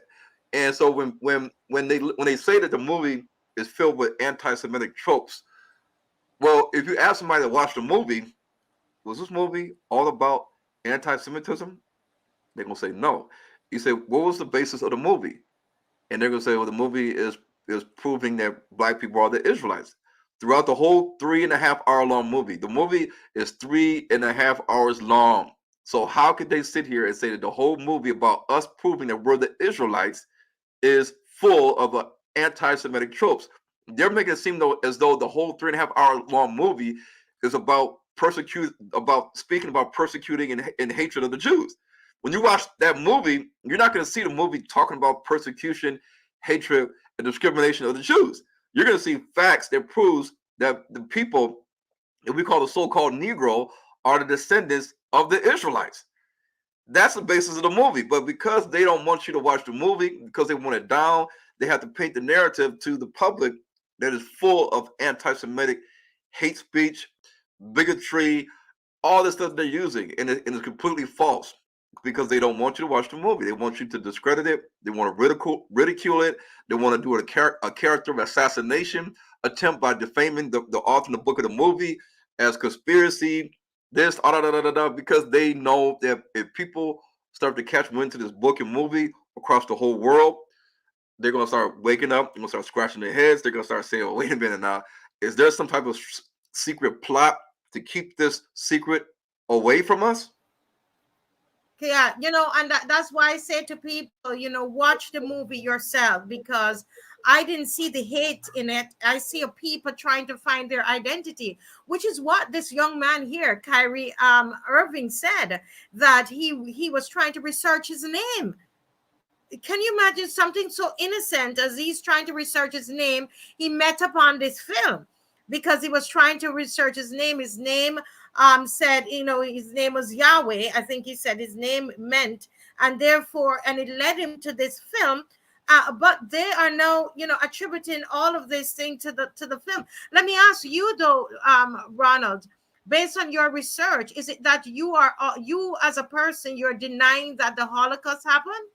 No, because in my books, because I just, I know what's in my book, and I actually went to the chapter that I talk about the Holocaust, the number of people that died in the Holocaust, the black people that were also killed in that time of the World War II in Germany, because Hitler didn't like black people either. And so there's the Luxembourg Treaty, the transfer agreement. There's a lot of things I talk about in the book. And in the book, you're not going to find nowhere in the book where I say that the Holocaust didn't exist. Nowhere in the book you're going to find that. Trust me. I read the book. Right. And it's not in the film. And it's not in the film either. It's not in the film. So they are, once again, they're lying. They're lying. It's a lie. It's a lie. I thought so. And your background is that you grew up in the Christian faith, right? What's your faith right now? Who are you? As a person of faith, what faith are you? I still believe in salvation through Christ. I believe in baptism of the Holy Spirit, speaking in tongues, and water baptism, just like Christ told Nicodemus. I still follow both parts of the Bible. The only thing is that I teach that our identity is important and that we need to understand who we are. Aside from that, the doctrines that were taught to me in the Christian church, in terms of the Gospels of Christ, is still the same. Salvation is not just for the Israelites; it's also for those that accept Christ as their Lord and Savior. So and you can read my books and you can find this out for yourself. So it's just that the fact that the matter is that being a Christian is not your identity. If somebody says, "What's your identity? What's your heritage? What's your lineage?" You cannot say Christian, because there's no man in the Bible named Christian that have children called Christians. So you can be a Christian, but your identity is an Israelite. You can be a follower of Christ, or you could be however you want to call that. But at the end of the day, if you want to know what your ancestry and your lineage is and your heritage, it goes back to Jacob, who was renamed Israel. So that's what we have to get straight. A Muslim is a follower of the Islamic faith, but that's not his heritage. That's not his lineage, his ancestry. A Muslim could be a Chinese guy. He could be from Pakistan. He could be from Bangladesh, but that's his lineage and ancestry is not to some man named Islam or Muslim, and he had children called Muslims. His heritage and lineage and ancestry goes back to the people that are the progenitors of the Bangladeshi people or Pakistani people or the Chinese people. So we have to get that straight. We use these terms all the time. I'm a Jehovah's Witness. I'm a this. I'm a that. I'm a Seventh-day Adventist. I'm a Christian. So we got these all fine to use. But at the end of the day, if somebody asks you in church, who am I, or who are you? You should better answer the question. I'm an Israelite. And if the pastor is not telling you this, then you need to know. Okay, I'm supposed to be a Christian, and I'm black. But black is a race, Christian is a religion. I said, what is my identity? What is my ancestry? What is my lineage? In terms of the sons of Noah in Genesis chapter 10, where do we come from? He should be able to tell you, oh, you're an Egyptian, you're a Canaanite, or you're an Israelite. If he reads the book Hebrews Negroes, if a black person or anybody comes in the church and says, who are these black people right here? Who are we according to the Bible? You know, are we connected to the Bible? Noah's sons? He should be able to say, yes, you are connected to Noah's sons. You're connected to the Israelites, Jacob, through Abraham. And that's a valid question that any pastor should be able to ask, because the pastor knows that the truth is important. And if you ask the pastor, I want to know the truth. If you know, what is our ancestry and our lineage, the progenitor of black people in America, in Africa, in sub-Saharan Africa? And if he knows, he's done his research, he can say, well, your ancestry, your lineage goes back to Jacob. Not you're a Christian and just sit down somewhere and be quiet, or say you're a Hamite, you know, or you're a Canaanite under the curse of Ham. If he does his due diligence and research, he will tell you that you are an Israelite. I mean, this is what we need to start teaching people in schools and in church, that you are an Israelite. So therefore, don't let anybody tell you can't be, that you're anti-Semitic, because you are a descendant of Shem. In the whole world, the Jewish community and the ADL and the mass media outlets don't want black people going around telling people that they're the Israelites. Because then, if all these black people say that we're the Israelites, then how can you tell us that we're being anti-Semitic? We can't use that term. If white people say niggers and this and that, and they discriminate against us, if they you know, put, you know, a noose up on their house, or they say die niggers and all that stuff, we can't go to the white community and say you're being anti-Semitic. This is hate speech. We can't do that. You know, if a cop kills a black person that's unarmed, we can't say the cop was anti-Semitic. We can't say that. But only one group of people is really using that term, and that's Jewish people. And who created that? Who created that term? Who made them the authority to say who can be a Shemitic person and who's not? How does man justify that? And if man's saying that, then we need to revisit that statement, and maybe we need to have a debate and debate this term Shemitic, and who was a descendant of Shem's 5 sons? Because Shem had 5 sons. He didn't have just one son named Jacob. Shem had 5 sons. So if we want to use the word Shemitic, then we have to be honest with ourselves and say, okay, well, who are the descendants of Shem worldwide? These are the people that can rightfully use the word anti-Shemitic. And therefore, do we need to have a debate in the court of law about this, or we need to have a debate at a university or college to seal the deal and nail this in the history books that black people are Shemitic and we cannot be called anti-Shemitic? Because this is why KYRIE IRVING is in this whole mess, because he was being so-called anti-Semitic. This is the whole reason why they want the book and the movie taken down, because they're saying that it's an anti-Semitic book, a book and a movie that basically tells you that you're the Israelites. Someone is asking you here, Ron, are all black people Israelites? Because you just said that there were 12 sons, right? So are all black people Israelites? Where are the other? Okay. No, because in Africa you have different ethnic groups. Somalians, you got African pygmies, you got Khoisan, you got Hausa, Fulani, Tuaregs. So you cannot look at the whole continent of Africa and say all these black people are Israelites. You got people in South Sudan that are very dark, they're very tall, like Manu Bo. They're in South Sudan. They don't do the same customs as the Bantu people do. They don't have the same DNA. They are not the same people as us, even though we're black. Different skin tones, different levels of melanin. You cannot say that black people are all the Israelites, because black is just a color. So we have to get down to the nitty gritty, into the facts. And the facts is that when I say black people, I mean black people in America and the black people that's in sub-Saharan Africa that were afflicted by the transatlantic slave trade. These black people were put on slave ships, not pygmies, not Somalians, not the Nilots in South Sudan. They were not put on slave ships. The Bantu people were. So the Bantu people all have a connection in their DNA. And this DNA is seen in Caribbeans, it's seen in Black Americans, it's seen in Afro-Latinos. And so these black people, aka Negroes, these black people are the Israelites. Now the Israelites are scattered, and I talk about that in my movie, but what the white Jews today, they are not the Israelites, and I can prove that.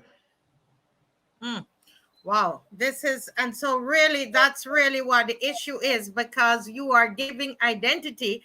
Your research is giving identity to those of us, people like myself, who were, ancestors were brought over on this side of the world through slavery, and they're called the Bantu people. And you're saying that these are the people who are the Israelites, because it can be proven by DNA. through DNA is what you're saying, culture, through through art, through oral history, and and we've had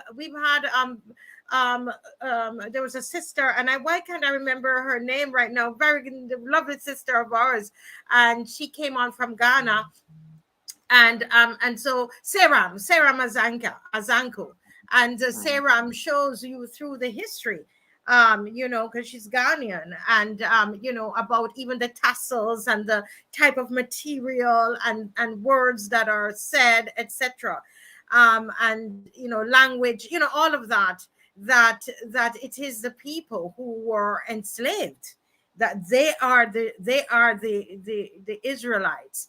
This is oh my goodness. So somebody Marcia, else. Yes, they I know you have to go. I know you have to go. We have more questions. no, they imposed their religious teachings on us. Remember, the deities of the Chinese is not black. They look like them. The deities of the Indian people in South India or North India, their deities look like them. The deities of people in Scandinavia look like them. The deities of the Native American Indians before the white man got there, it looked like them. The deities of Africans before the white man got here, they did not worship a white Jesus or white God. We have to look at the facts that of the matter is that Christianity has brought a lot of confusion and misinformation in regards to the identity of the people that they enslaved. They don't want you to know in church who you really are. We're reading the Bible, the Old Testament. We're reading Deuteronomy chapter 28. We're reading all these things, and they're like, well, these white Jews are the Jews, and Jesus is white in my church. So who am I to challenge this? But when you're in Africa, like you're in Ghana, or you're in Congo, or you're in Kenya, or Tanzania, Cameroon, and you're reading the Bible, and you're reading the laws of Moses, and you're saying to yourself, wait a minute, we do this. We do this, we do this, we do this, we do this, we do this, we do this. I said, wait a minute, we've been doing this before the white man got here. My grandparents, the elders said they've been doing this for hundreds of thousands of years. So if we've been already doing this, how are they telling us that we're not the Israelites and that Jesus is white and the Jews are white when we were already doing these things before the white man even got here? People have to ask themselves this question: how are we doing these things, circumcising on the 8th day and naming our child on the 8th day and having a day of rest and all these different laws, customs, traditions, dress, history, oral histories that's saying that we are the Hebrews, but we don't want to listen to that now because the white man came here and said that you're a Gentile. We just erase everything that we've been taught, we've been doing for centuries, because the white man came here with the Bible and he said that Jesus is white, the Jews are white. Look at Israel, look who's there right now, and we just believe it without asking any questions and without doing our own research and standing up for what's truth. Someone is asking a question here. Are you saying that we are the chosen people, the descendants of Abraham? Yes, that's what he's saying. And another question: could this be why why black people are uniformly hated, persecuted, and rejected universally? What do you think? Yeah. Read Deuteronomy 28:15 to 68, and you'll see when you read those scriptures, it's talking about us, and that's your answer. Repeat the scriptures again. Can you repeat it, please? The book of Deuteronomy, chapter you got me Deuteronomy. Damn, You said my mind's all over. No, Deuteronomy 28. 28. Okay. Deuteronomy 28, verse 15 through 68. Deuteronomy 28, 2:8, verse 15 through 68. That is the curses of Israel, of the real Israelites. So if you read those scriptures, these are the curses of the Israelites that were supposed to come upon their people and their descendants for generations upon generations. Because we did not keep the law of Moses. We disobeyed the law, the covenant, and because we disobeyed the law, we were subjected to the curses. And you see the fact that we don't keep the law to this day. We're not keeping the law to this day. We're killing each other. We're stealing. We are defrauding our neighbor. We're lying. We're committing adultery, fornication, immorality, sexual immorality, all types of things. When you look at our culture and society, we are not keeping the law. The Bible says to love your neighbor as yourself. That's in Leviticus 19. Leviticus 19 says, thus saith unto the children of Israel, Moses told the Israelites to love your Israelite neighbor as yourself. If we really love our Jamaican, Haitian, Bahamian, African American, Cuban neighbor as ourselves, we will have unity. We don't have no unity because we don't love. Thank you for that. Someone questions are coming in. We're going to close up, but someone said to me yesterday, a good brother, a friend of mine, he said, but Marcia, when you start to go down that road, you're not going to be able to keep your Christianity. You can't be a Christian and go down this road of believing that your identity, you are the seed of Abraham, that you are a Jew, and that you are, Marcia, that you are from the seed of Jacob, the line of Jacob. You're not going to be able to do that. And I know that there are Christians who are watching, whether from Jamaica, Trinidad, wherever in the Caribbean, St. Lucia, and they're That's thinking, the reason why it's false is because the early disciples were Israelites. The early disciples were all Israelites, and they were followers of Christ. Even after Christ died and was resurrected and ascended to heaven, they were alive. They were still alive. They knew the gospel of Christ, what Christ told them, but they were Israelites. Paul was an Israelite. Paul was he lived after Christ. So after Christ died, went to heaven, Paul was still an Israelite. Paul did not denounce the fact that he is a descendant of Jacob. He still knew he was a Jew. He was an Israelite. He knew that. He said that to the Romans. Because the Romans said, "Aren't you an Egyptian?" And he said, "No, I'm a Jew from the tribe of Benjamin." But we know the word Jews is connected to what we would say today an Israelite. But Paul knew he was an Israelite. It's a scripture that says, "Am I not the seed of Abraham? Am I not an Israelite?" So Paul knows that he was an Israelite. So just because you're a Christian or you believe in the Old Testament and the New Testament doesn't mean you got to disregard your identity and your heritage and your lineage. At the end of the day, you can say all day long you're a Christian, but at the end of the day, your lineage, your ancestry goes back to Jacob, the Israelites. There's nothing wrong in saying you're an Israelite and saying that you believe in Christ. Nothing wrong with that. I believe in Christ. I believe in water baptism and the Holy Spirit and salvation through Christ. So that doesn't change anything about who I am, other than the fact that I know now, and I can teach to my children that you are an Israelite. You are not a Gentile. You're not a Canaanite or a Hamite. And that's a big difference. Yeah. How do we reverse these curses that you spoke about in Deuteronomy 28 from verse 15 to 68? You said that there were curses. How do you reverse that? Because we are here. We're the Bantu people, and if you're saying that there's a curse on us, how is that going to be reversed, Dalton? We come back to the Most High. We seek His face. We turn from our wicked ways, and we start keeping the law, statutes, and commandments that the Bible teaches us that can heal our people in our land, in our nation. The Bible says, "My people who are called by my name," you know the scripture. It says, "My people are destroyed for lack of knowledge, because you reject knowledge. I will forget your children and reject you as a people." So we have to understand that if we turn from our wicked ways and we come back to the Most High and start keeping His commandments. Jesus said this. He said, "If you love me, keep my commandments." Jesus said, "If you love me, keep my commandments." Now, if you ask any Christian, you say, "Is Jesus God?" They're going to say yes. So was Jesus talking to Moses on Mount Sinai? If Jesus is God, it was Jesus talking to Moses on Mount Sinai. They're going to have to say yes, because Jesus is God. Then you say, well, if Jesus said, "If you love me, keep my commandments," well, who did God give the commandments to? The Israelites. Where is that in the Bible? Deuteronomy, Leviticus.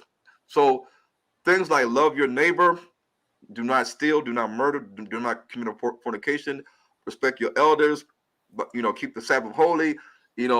All these. There's so many laws in the Bible that if we were to practice them, we would not be in the predicament that we are in right now. If we really kept these laws. We wouldn't have poverty. We wouldn't have people out here that's needing help. We will all love one another and operate as a nation. When we operate as a nation, we don't have to ask other nations to help us, to send aid and to build this and build that. We don't have to do that, because we can take care of ourselves. That's what the ancient Israelites did when they were living in the land of Israel. They took care of themselves. King Solomon took care of the whole nation of Israel. Made sure everybody was eating, working, and doing what they had to do, worshiping God. Mm-hmm. So we don't do these things. So that's the reason why we are a people that are always going to be defeated, because we're divided. You know, our house and our kingdom will not stand. These other kingdoms and other nations and governments and corporations, they rule over us and they humiliate us and they Mm-hmm. oppress us. And this is why KYRIE Irving is going through what he's going through, like he's being flogged by the slave master. And everybody's standing around like Kunta Kinte is being whipped in front of everybody. We're just standing around. Just like when Goliath kept taunting the Israelites, the whole Israelites, and the army of the Israelites, and David, the youngest of the sons of Jesse, he stood around like, how is this uncircumcised man or giant, how is he defying the true children of Israel that worships the true living God in all the Israelite armies surrounding us? How is this one man defying the true living God and the army of Israelites that worship the true living God? How is this one uncircumcised man, Goliath, defying and putting fear into the heart of all these Israelites? And David's a little boy. He's a little boy, and he's standing around looking at these grown men that are warriors and priests and prophets that are looking like, well, we can't defeat Goliath. You know, he's calling us out, saying if he defeats any one of us, then we're going to be his slaves, the Israelites. And so right now, today in the 21st century, Black people, if you pay attention to the news, we are in America, we're acting like just that. We're just standing back while one of our people are being flogged and whipped and whipped and whipped and whipped until he breaks down. And then the slave master says, I've done my job. You guys seen that? Don't step to us no more. Otherwise, I'm gonna humiliate you. I'm gonna do this to you. And we as a Black people in America, we just sit there and we just look at it. We don't say nothing because we don't have no unity. We have no unity. We have no love for each other, and we have fear. We're scared. We're scaredy cats. We don't have no backbone. We don't stand up for nothing. We just march. We just put our hands up. Don't shoot. Fist up. You know, stand. You know, it's just. They don't respect that. They don't respect that because that's truly not showing unity. You know, when people rise up all together, that's when they start paying attention. Mm-hmm. And a lot of that. What do you think should happen for KYRIE, and also I would say KANYE, because I heard KANYE saying I'm an Israelite. I heard him saying that. What should happen, because we can't rally around KYRIE and not around KANYE as well. I don't know if KANYE watched the movie Hebrews to Negroes. So the commissioner of the NBA is Jewish. The last commissioner of the NBA, David Stern, he's Jewish. The majority of the NBA is Black people. If all the Black players said, we don't like what you're doing to our brother KYRIE, we're not playing no more until this stops. We're not playing no more games until this stops. If all Black people in the NBA said we're not playing no more games until this stops, and they just said we're staying at home, we're just chilling, we're spending time with our family. You let us know when you stop this thing, we stop doing this to KYRIE, then we'll all come back to the NBA. The NBA, what are they gonna do? They're gonna cancel all the NBA players, all the Black NBA players? No. If all the NBA players were united, truly united. That's like if the Zulus didn't like what was happening to a Zulu man, and they said, you know what? If the majority of the NBA was Zulu, and they said, we're not gonna let these people do this to our Zulu brother. And the Zulus said, even if 80% of the Zulus said we're not playing no more NBA games. The Zulus in South Africa, they have unity. They have unity, more unity than us in America. The NBA will be shut down. They will have a couple of players come to the NBA, maybe 20% of the Zulus, but the majority of the NBA can't have games with only 20% people playing. So we have the power. We just don't utilize it. The NBA is all Black, basically. Without Black people, the NBA doesn't exist. The news channels don't have nothing to play. There's no merchandise. There's no commercials. There's nothing without the Black people. But Black people don't have unity. They sit back and let KYRIE be hung, like he's being hung on a tree, and we don't do anything. It's amazing to see Black people watching TV all across the world, and the NBA is watching. The NBA players are watching their own brother, KYRIE Irving, being humiliated, being flogged, and they sit back and do nothing. Because why? Because they care more about the people that's cutting their check and about themselves than about us as a people, as a nation, how we look right now. They care more about their money and their house and their car and how they're going to feed their family than saying, hey, You know what? We got to stand up for something right now. Everybody, let's unite and let's not play. LeBron James can still play. He could say, "I'm playing," but if the majority of LeBron James teammates don't play, then he can't play. You know, there's someone said there's so many things happening. We have literally only more questions coming, but I would say only 10 more minutes. I went way over the time. Jeffrey Gay said there's a difference between religion and identity. You can be an Israelite Muslim, an Israelite Hindu, or an Israelite Christian. And I think that is what a lot of us we don't understand. So when we see the black in America, you know, on the street side, you know, Ronald, we see the black Hebrews, Israelites on the street side, and they're preaching and so on. And I think a lot of Christians are afraid that if they embrace their true identity, because a lot of them, they see it through the history, but they're afraid to embrace it because they believe that it means that they have to deny Christ in order to do that. And you're saying, yeah, like the guy said, you can say that my ancestors are the Israelites, but I follow Islam. You can say my ancestors are the Israelites, and you follow Brahma, Shiva, and Vishnu in the Hindu pantheon. You can say that I'm an Israelite and my ancestors are Jacob, but I follow Buddha. You know, you can say my ancestors are Israelite, but for some reason I follow Satan. I mean, at the end of the day, your ethnicity, your heritage, and your ancestry does not change because it's connected to your bloodline. Yes. But what you believe in your heart is that, you know, I'm an Israelite, but I just want to worship Satan. You know, so I'm a member of the Church of Satan, or I'm a Satanist, or whatever you want to call it. And but I still know that I'm an Israelite. You know, it's a correct statement. You know, so when you look at the Jewish people today, the Jewish people are the white race. They follow the religion called Judaism. That's what really makes them a Jew, in world standards. And they are the ancestry, lineage, and heritage of the children of Japhet, not the son of Shem, Japhet. So their true heritage, ancestry, and lineage is of the children of Japhet. It's in the Bible, Genesis chapter 10. They worship or follow the religion called Judaism, and they are the white race. That's who they are. That's who they are. Okay, quite. Oh wow, this is power packed. So KANYE, what are your thoughts about KANYE, Mr. Dalton? Well, KANYE, I mean, Kanye's Kanye. Kanye says a lot of stuff. I just think Kanye needs some direction on how he can use his platform and his voice and his money to catapult Black people into a positive direction, not just America, but the Caribbean and worldwide and Africa, because he does seem as though he's not standing down, and he believes in the truth and getting the truth out. He's not afraid to go against mainstream media and the Jews.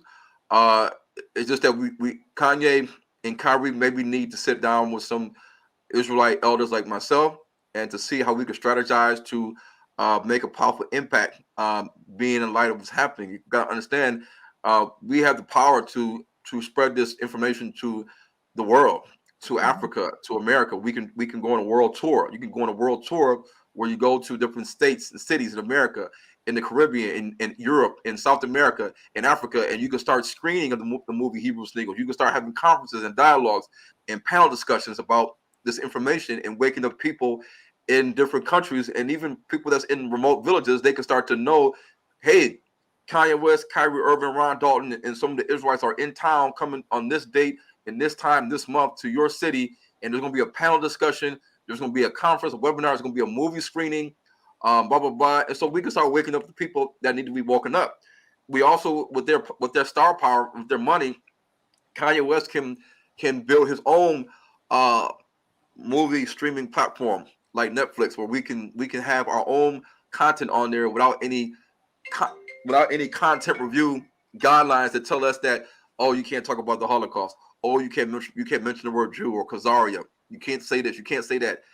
The content guidelines are put in place by the people that own these platforms. So if we control our own platform, then we don't have to say, filmmaker Ron Dalton, you can't say anything about black people being the real Jews and Jews not being the real Jews, because that's not in our content guidelines. You know, we can say that comfortably because we own it, and we can let it rip and let it ride, and we can let Black people all know if you want to look at truth content in movies like Hebrews Sneakers Wake Up Black America, you need to go to, you know, this streaming platform, and that's it. Because at the end of the day, the mass media, Hollywood, they control the narrative by allowing us to see what they want us to see, and by punishing those that go against this by telling them, you know, telling Amazon, you got to take down Ron's movies and his books.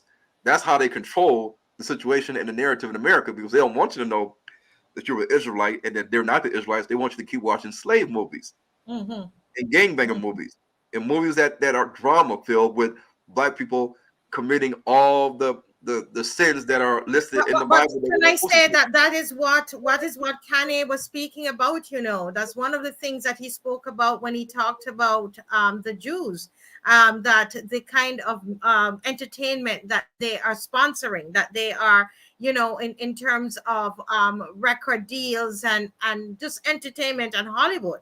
And so I think those are some of the comments that got Kanye in trouble. And I also heard Kanye saying, well, you know, how can I be anti-Semitic? He said, you know, I'm an Israelite. You know, I don't know if he watched the movie. But do you know KYRIE? Do you know KYRIE, Ronald? Have you had conversation before this with him?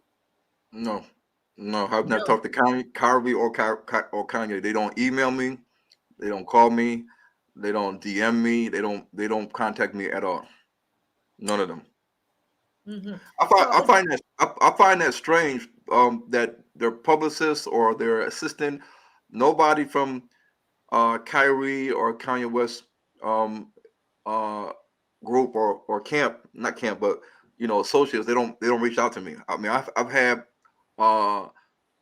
media platforms like Newsweek, Washington Post, CNN, other different platforms. They contacted me for an interview or just to just have a discussion, but yet KYRIE and Kanye West and none of these big name Black people, like Dr. Boyce Watkins and Candace Owens and Umar Johnsons and your Tariq Nasheeds and other people, you know, I mean, they have not reached out as of yet, and you know, I'm just like, well, you know, at the end of the day, I'm still standing strong.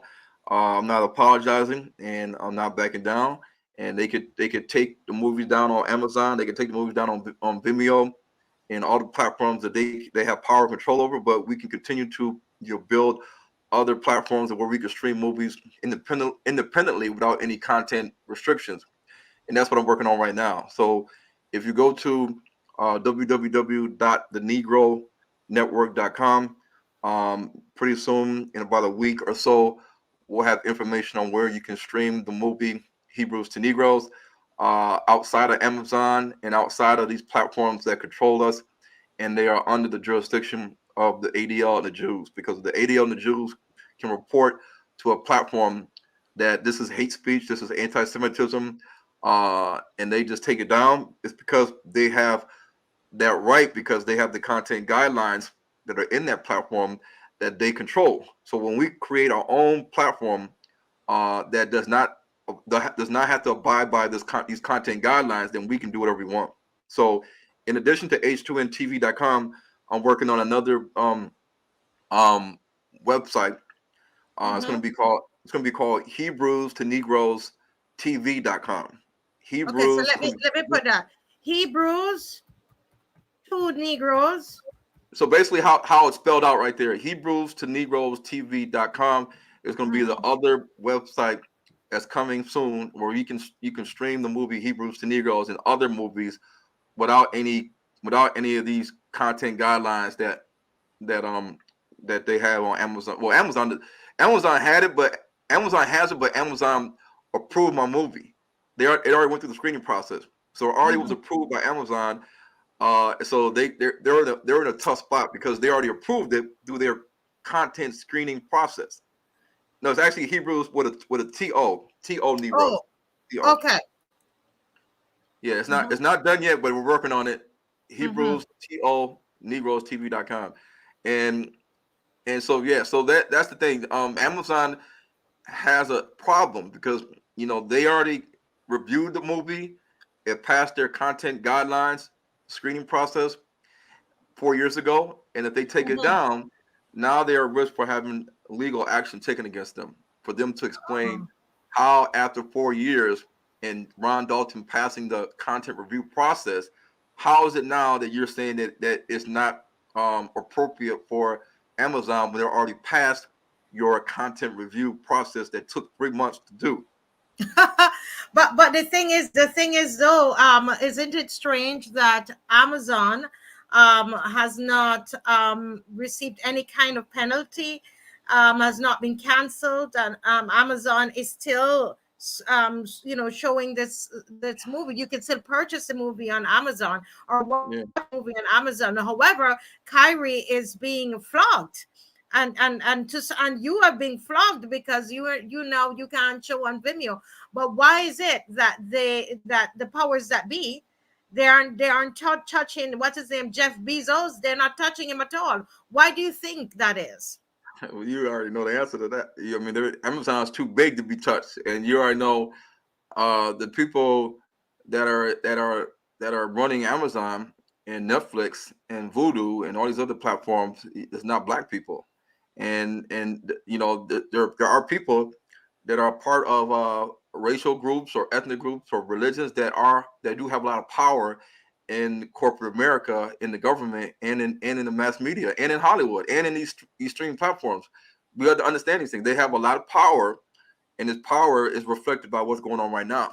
And Facebook, Instagram, Twitter, TikTok, YouTube, Google, these social media platforms, they are controlled by non-black people, and therefore you can say things on there, and then in 1 minute you got a strike, next minute you got 2 strikes, next minute you got 3 strikes, and you're done on YouTube. You can be put in Facebook jail. You can be shut out of Twitter. You can be shut out of just like Kanye West. Kanye West got shut out of all these social media platforms, and Chase Bank told him he couldn't use that bank anymore. Chase Bank said you can't use that. You can't use our bank anymore. So now Kanye West came and access his money because the bank told him you got to go somewhere else in 30 days. So we got to understand J.P. Morgan Chase was one of the people that was a part of Jekyll Island and the creation of the United States Federal Reserve. So the whole thing, when they created the Federal Reserve and the ability to print money on demand in America, because the Federal Reserve is not a government institution.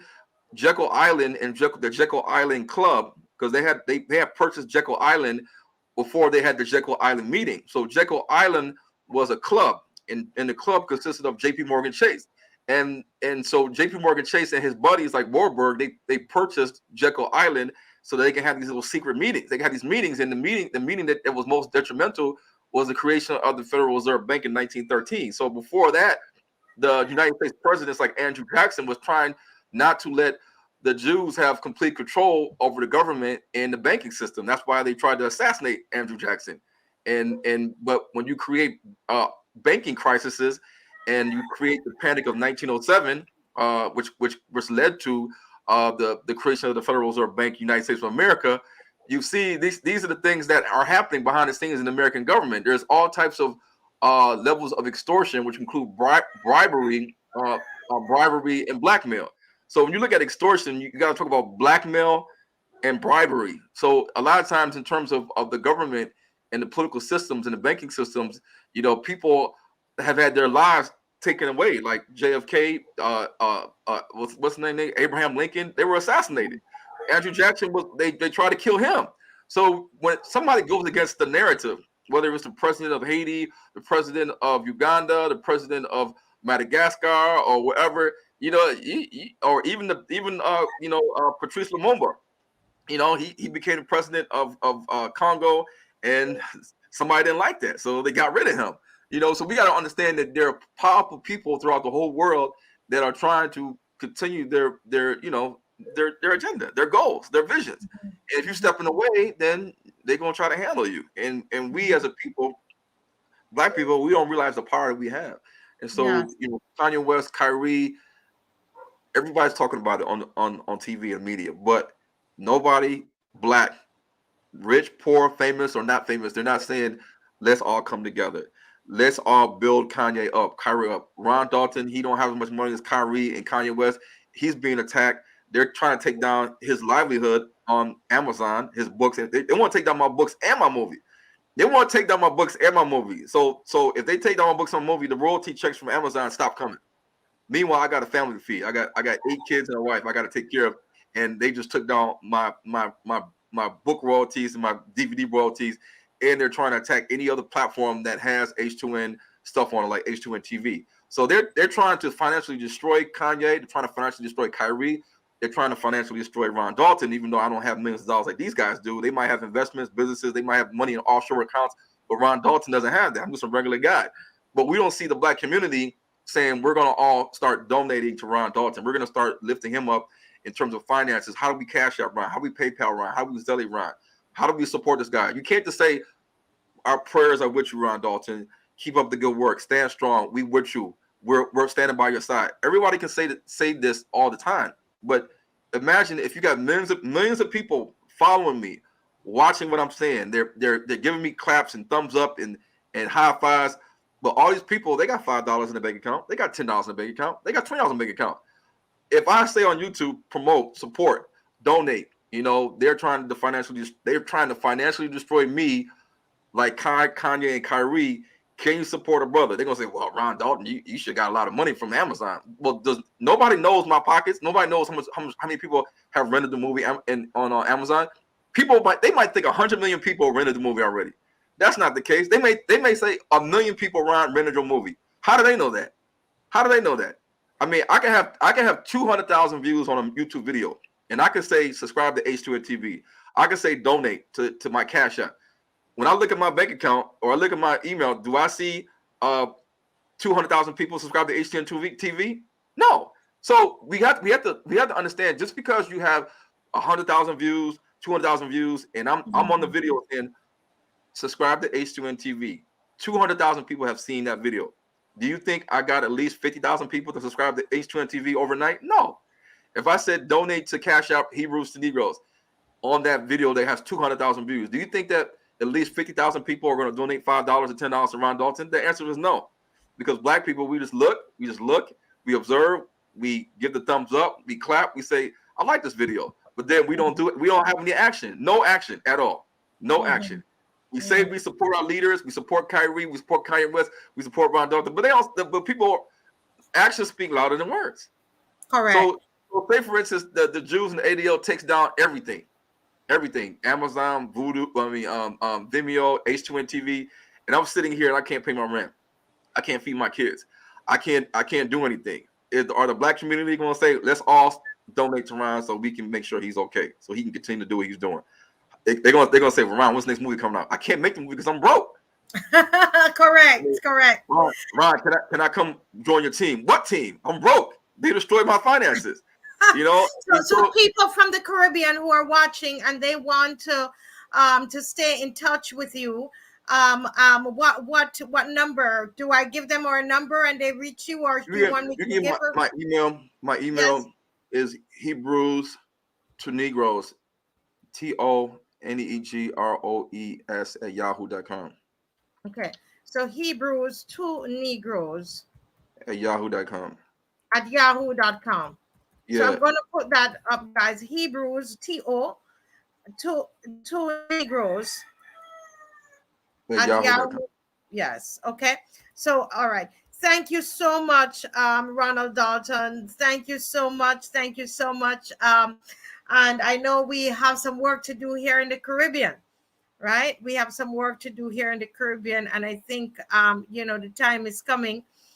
Marcia, people will say to me, we want you to come to the United Kingdom and show the movie. We want you to come to Jamaica, to Barbados, to Haiti, to Bahamas, to Antigua, whatever. They say, we want you to come to Ghana, Togo. We want you to come to Nigeria, to Congo, Kenya, Tanzania, Senegal. And I'm looking at them like, okay, well, who's going to pay for all this? They say, well, Ron, why don't you do a movie and go into Africa and start interviewing the tribes just like the Jews do and do a documentary? Why don't you do it, Ron? You should do that. Why don't you do a movie about Jesus being black? I'm like, okay, well, what money? Who's going to pay for this? Who's gonna pay for the camera team, the flight team, the food, everything? Who's gonna pay for all these things? Lodging, transportation, taking time off work and away from my family. How they gotta be taken care of too. I got bills to still pay, still need to be paid. Who's gonna pay for all this?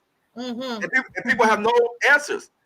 We have a lot of wishful thinking and ideas, but when it comes down to the money, we can't do nothing without money. And because we're not unified, because we don't have a unifying body, like a Jewish filmmaker can go right now and say, I'm doing a documentary on this, and I need $1 million.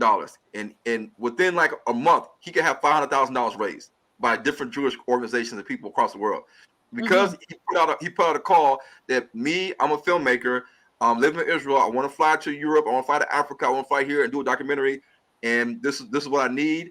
This is how to donate. The Jewish people will start donating. They'll start donating right away. And then you wonder why are they in Nigeria? How are they in Uganda? How are they in Zimbabwe? How are they in Ethiopia? How are these Jews and this camera crew affording all this? This Jewish guy. How are they doing it? Young guy, like 23 years old. How are they able to afford this? Because they got the funding. They help one another. So they can put out a documentary about the Black Jews in Africa and tell it from their perspective because they have the funds to do so. We don't have the funds to go into the Caribbean, into Africa and America and start doing a documentary and make it a quality production with a team because nobody supports the filmmakers like me and you to do these things. So the people have to understand that, we need support and we have to come together. We have to unite. I know it sounds cliche, but one of the first things you can do, everybody on here, there are two things you can do is to share this live. We are no longer live on Caribbean. We have gone past the time that they said, but I know that people have been watching. You can email Ronald Dalton, Hebrews to Negroes @yahoo.com.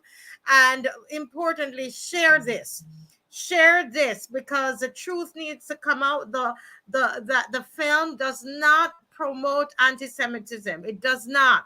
I've watched the film. All it's doing is telling us about our identity. That's all it is. It's a film of love.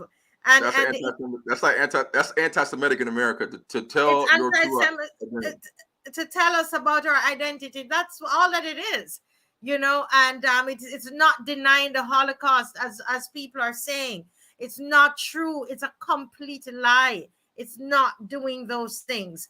All right. And I think that we just need to keep it going, guys. Share this. Please share this. All right. Thank you so much, Ronald Dalton. We're going to stay in touch and we're going to do something together. All right. Thank you so much. God bless you. All right. Bye. Okay. Bye.